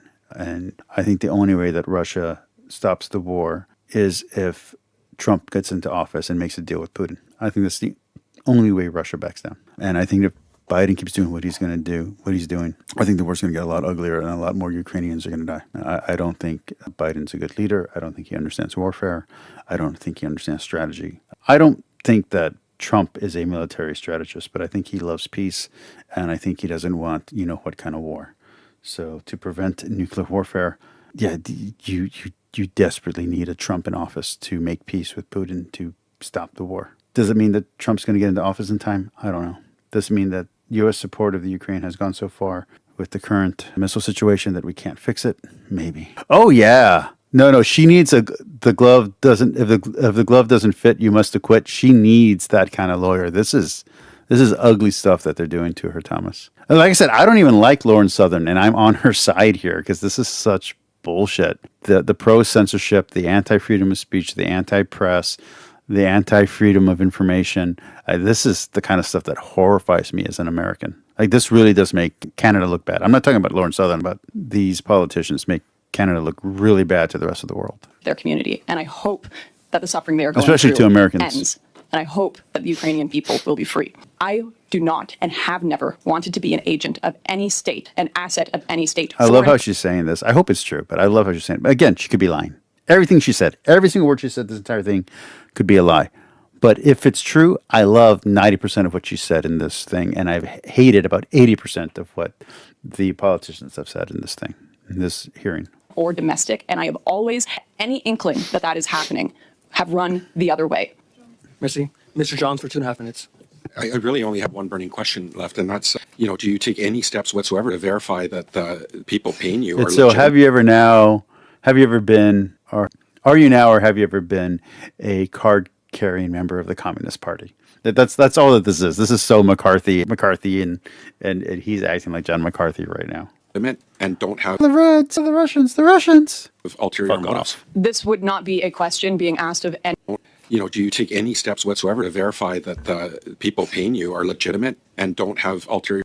I would say hell no and off. Your motives. This would not be a question being asked of any individual working in media, if not for the retrospect of this situation. I've had contracts. I've worked with many individuals. They have all looked the same as Tenet, and they have never. Your only due diligence is that if the contract looks too good to be true, that's when you report it. Here in America, you report it to the FBI. That's the only time. If it's something that looks too good to be true, if you're getting paid $1 million to take a package from one place to another place, yeah, you call the FBI. That's when you do it. But if you're getting paid commission for a job that normally gets paid commission, no, you wouldn't blink an eye. And it actually would be a kind of prejudice against the company or against the employee if you did blink an eye. The right to work, man. The right to employment. So yeah, no. If someone leaves you $1,000 tip, yeah, you question it. If someone leaves you a $50 tip, no, you don't question it. You take the $50. You're like, hey, had a good day. $100, maybe even then you're like, yeah, I had a good day. $1,000, something's going on. If you're getting paid the going rate, or in her case, below the going rate for a job that you're already doing, no, you don't question it, especially if it's from a friend that's hiring you for a job that's legitimate. Ever come up with this problem. This is a very unique circumstance. And once again, I think the eyes of retrospect are playing heavy on your questioning. I think the fact that you are controversial, that you are an agitator, and that you are an activist on the right is the reason why they're asking you these questions, because it's almost like a reverse sting. It's almost like a sting operation, to be honest with you. Lauren Chen went to the worst actors, to the most aggravating popular figures. The only person she didn't have is Milo Yiannopoulos. That's the only person she was missing from her trifecta of assholes, professional assholes. So, yeah, no, like she hired agitators and she hired activists for right-wing agenda stuff, and they expressed right-wing talking points that happen to coincide with Russian talking points, because Russia has become a kind of an oligarchy theocracy where they are super conservative and have super Christian values. So, of course, if you're someone who's conservative and Anglo-Saxon and you're speaking Christian values that are annoying and pestering to the liberal left and liberal establishment, then yeah, it looks like your talking points and the Russian talking points are the same, but they're not the same because they're influencing each other. They're the same because they're both conservative talking points. Well, I think given the situation and that you're the tenant's been under investigation. She's not under investigation. You're a little asshole by saying it that way, because that's not what the thing says. In fact, the affidavit goes so far as to say that they were duped and they were useful idiots, that they were not in on it. It's very clear in the affidavit. So you're being an asshole and you're misleading. And if she should have a lawyer present to object to what you're saying. I think it does qualify as a reasonable question. If you think that there was a action I should have or could have taken that the average person would normally do, please do let me know, Mr. Johns. Will you take any, in the future, will you be doing any significant efforts to ensure that the people are paying you are legitimate and don't have ulterior motives? Is this something that you're going to incorporate into your future? No, of course not. I have always worked very hard to ensure that the things I am doing are legitimate, that I'm not being influenced by anyone. I've lost jobs over this. Now, there is a lot of money, as I'm sure you know. Probably not the majority coming from Russia, probably more from China, other countries, going into politics, going into media, going into influencing what people think. The way I protect myself from that, because it is a completely messed up and influenced media organization system going on right now, ecosystem, is I only sign contracts with people who give me full creative control, because right now in this environment, that is the only way to protect yourself. If you are ever working for an organization that has creative control over you, you're going to find yourself in hot water. And quite frankly, that is the majority of media outlets within this country too. Okay. Good point. Strong point. Right now, you're telling us right now that you're not going to take any different steps to ensure that the people that are paying you are legitimate and don't have ulterior She should answer, I shouldn't have to. The steps I'm taking is I'm not going to work in media again, because I am tired of this subterranean fed. And I feel very bad about this part right here. This is the low point. I feel terrible for her. And if this is true, I think this is an injustice for her. This is not okay. She should not have to shrink away. She's a super powerful feminine voice on the right. She should be allowed to thrive and let her succeed or fail based on the merits of her work and on the popularity of her charisma and personality. That's it. Level nonsense going on, and I would like to just go on with my normal life as a Canadian, not being harassed by CSIS or the government or become an American citizen, move to Texas, and enjoy barbecue and learn how to say sorry correctly. You people. Thank you, Mr. Johns. Mr. Motz for 5 minutes. Thank you. Thank you very much, Chair, and thank you, Ms. Southern, for being here. My questions aren't intended to harass, but rather find out some information. Now, you're described as a social media influencer, someone who is a political activist and a commentator, but what are your objectives when you, what do you aim to achieve when you connect with an audience? My aim has always been to speak for people that don't feel they have had a voice in the mainstream media or regular media, and to convey facts. You know, I'm a human being. Everyone that does media is a human being. I don't want people to follow me like I'm some sort of god and take everything I say as, you know, their opinion, 100% influence. I want to provide as much factual information as. When I used to write for my magazine, I would end my articles. I would write an article as myself, and I'd write an article as a pen name, a debonair, Devon Hair. And I would always end it in this, and that's my opinion. This is my opinion, and therefore it's right because I said so. It was something like that. That's how I would close out all my articles. As debonair, I'd be like, that's my opinion, and this is correct because I said so. Something like that. It was awesome. And then the catch line for the magazine is, the future is now. As I can, data from my own research or from on the ground, and let people take that information and look at a variety of different sources and come to their own conclusions. That is my hope for the work that I've done. So you said this briefly in your opening, I believe, and in an answer to some of my colleagues' questions, but what motivated you or prompted you to start collaborating with Tenant Media? Was it the friendship only, or was it something else? It was that. The money! Just say the money! Come on, with Genk Uger, say it. The money! She was paying me to do a job I was already doing, to express opinions I already had. I was going to get paid to say what I think without any oversight. So I took the job for the money because I have bills to pay. Because I was already saying this anyway. That's the right answer. Usually very good to be working with a media company when you are in the, you know, social media content creation environment. I've been independent for so long, and it's very hard to do. It's very hard to fundraise for a studio, for equipment, to do films. And Yeah, I'd date her. I don't think she would even look at me. I'm a short, chubby, I don't think I'm ugly, but balding, got a crooked face. You know, my nose has been broken so many times from fighting that it's not even, you know what I mean? Like, it's not even straight anymore. I got an elf ear. I got vampire teeth. I used to have buck teeth, but they shaved it down with the sander. That's real. You know, kind of broke at the moment. I don't think I have a shot. I don't know. She's beautiful. Kind of a bitch. Might be a racist. Might be a homophobe. Or she's not a homophobe. She's not a racist. But she's manipulative and money hungry, fame hungry. Although not anymore because she has a kid. And she's married now. So, yeah, there goes all of it. Darn it. I wanted to expand the type of films I was doing. And although, once again, it was underfunded, it was a larger budget for me to be able to do more interesting and higher quality work than I was doing before. Fair enough. Now, you had indicated that you always put significant efforts into making original and thoughtful videos, and that your contract gave you. I always like how after I make a joke like that, someone always go, "Aren't you married? What does your wife think about that?" Every joke I say, I run by my wife. I want to be very clear. After I get done filming one of these episodes, especially one where I'm talking a lot of trash, I will run everything I said by my wife. She knows every stupid joke I've ever said. Full editorial control. You've made that very clear today. Now, have you ever been compensated to endorse a specific idea? That's a good question, though. That is a good question. That's like the first good question this entire night. That's a good question. No. On anything? No. From anywhere? Have you ever received information or from another organization, an individual, or a government? That's not a good question, but it is the correct question, if that makes any sense. Because, like, you have to ask, but that's not a good question. As a reporter, of course you have sources. Of course you have informants. You know, I would answer this like, yeah, I get leads from everywhere, but not every lead. I don't track down every lead, and not every lead pans out. And if I feel the lead isn't good or is corrupt in some way, then I either ferret it out and drop it, or if I think it's an interesting thing, I will try to find counter information to push against it. You know, that kind of thing. Percent both sides, that kind of stuff. You to share that on your social media platform? I don't know if she's a journalism major. I don't know if she studied journalism or anything like that. So that might be why she's answering this a little bit off.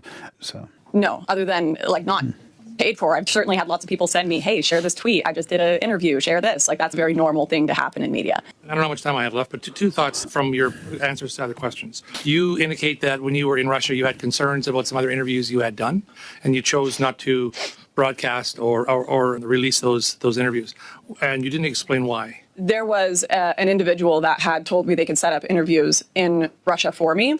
And initially I was excited about this because they were able to get access to quite prominent figures. But as things went on, they were pushing me to do content and work, which once again, I don't. If anyone I feel is pushing me to share ideas, I push back, including. She does seem like a contradictarian. So I do think that's a real answer. I think that's real. I don't think that's her bullshitting. I think that really is her nature. Quite frankly, they were trying to get me to go and do a film on the Donbass region before in 2018. I found this strange. Obviously, I didn't know there was going to be an invasion that would happen at any point, but being offered all access to that area, military access, seemed suspicious to me, and I rejected doing the film, and I didn't know there was going to be an invasion that would happen at any point, but being offered all access to that area, military access, seemed... There's some inflection there on her face that could mean she's either hiding something or thinking about something as she's saying that. Suspicious to me, and I rejected doing the film, and I deleted all the other interviews that I conducted, or refused to publish them, rather. That was in connection with this individual. Thank you for that clarity.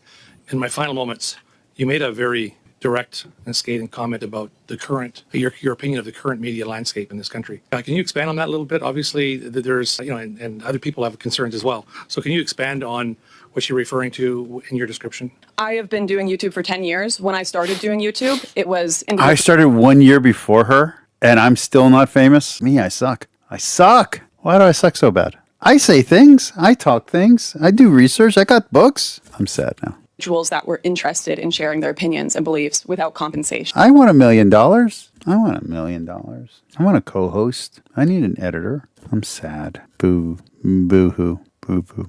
Boo-hoo. That genuinely cared about issues. Over the past 10 years...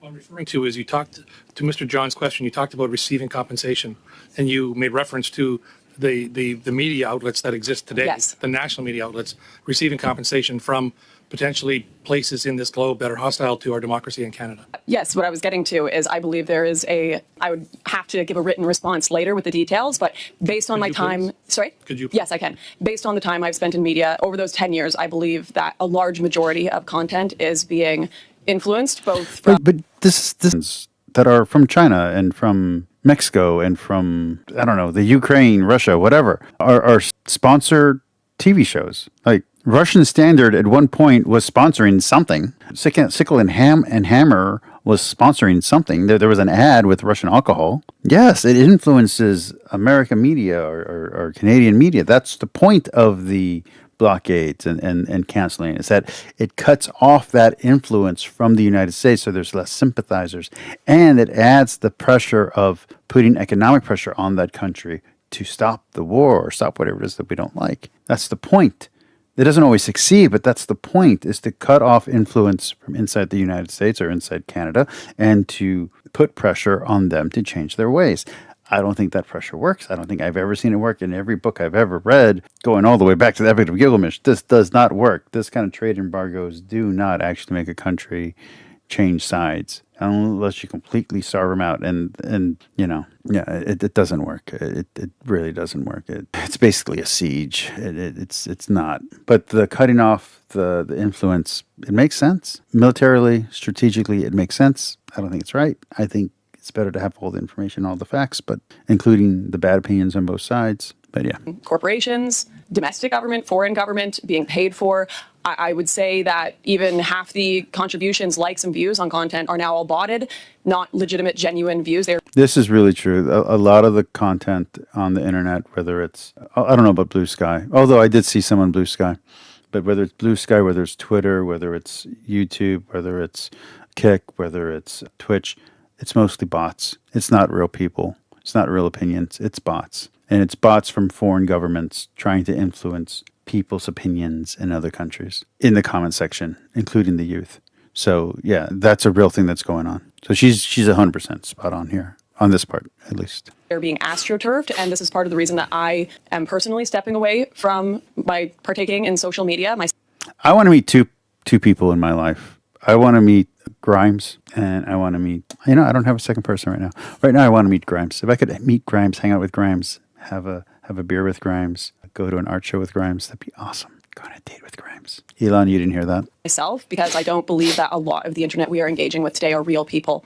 It is very different. You can feel it if you spent time on the internet 10 years ago. Great, thank you. Yeah, that's very true. It's 10 years ago to today is a very different internet. Very different YouTube. For 5 minutes. Thank you, Way Chair. more corporate, way more algorithmic. Yeah. Ms. Southern, Although just 6 years ago, I was shadow banned. So, I mean, hey. have you been contacted by Canadian or American law enforcement about your role in the Russian-run tenant media op, given the U.S. indictment? Yes, as I mentioned. But again, in the United States, a accusation is not a sign of guilt. If we have innocent until proven guilty. even a charge against you doesn't mean you're guilty. So that's one of the things that people messed up with in the media when talking about Gates. Being charged with something doesn't make you guilty in the United States. You can be investigated for something. That doesn't mean that they're ever going to find anything. That doesn't mean you're guilty. It doesn't mean there's anything wrong with you. That doesn't even put you on a list. It doesn't matter. Investigation is just an investigation. It could just be vetting you to make sure that you're okay to have an office, that you're okay to hold this spot, to hold this responsibility. We do background checks for jobs here in the U.S. So, no, being investigated doesn't make you guilty. And that is a terrible way to do things. And I know that a lot of countries outside of the U.S. do it that way. And an accusation is not a sign of guilt. CSIS came to my house while I was making dinner for my child and tried to speak with me, but did so in a way that I was not comfortable with. And I have also, quite frankly, experienced quite a bit of harassment and stalking from them. When I told them I did not want to speak, they called me dozens and dozens of times. They found my gym. They told me that if I did not essentially become an informant for them, that I love being a mother, I love my child, and I would love to see him grow up and be there to provide for him. And it would be a I would sue the shit out of them. Here in the U.S., you could sue. I don't know what you can do up there in Canada. If something happened to me. So I'm not too impressed with the state of law enforcement in this country right now, to be honest. I would say put it in writing, and then I'm going to sue you, or back off. That's what I would Are you do. aware that the content you created for Tenant Media Russian disinformation campaign is still available on Tenant's Rumble page? I have no We're like, fine. control over that, but sure. They paid me for a product, and they have it. Even if I was on bad terms with the company that I worked for when I left, they have every right to use anything that I created while working for them.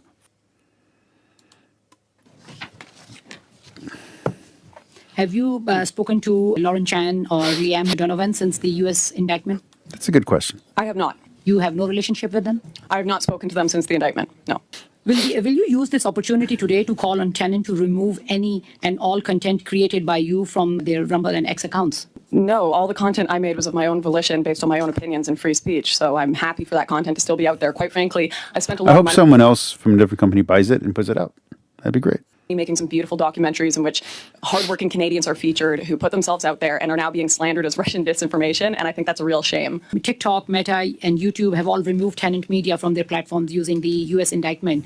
X, formerly known as Twitter, has not. So why do you think that is the case? I have no idea. I don't work for these social. I'd be like, I don't work for Elon Musk. Ask him.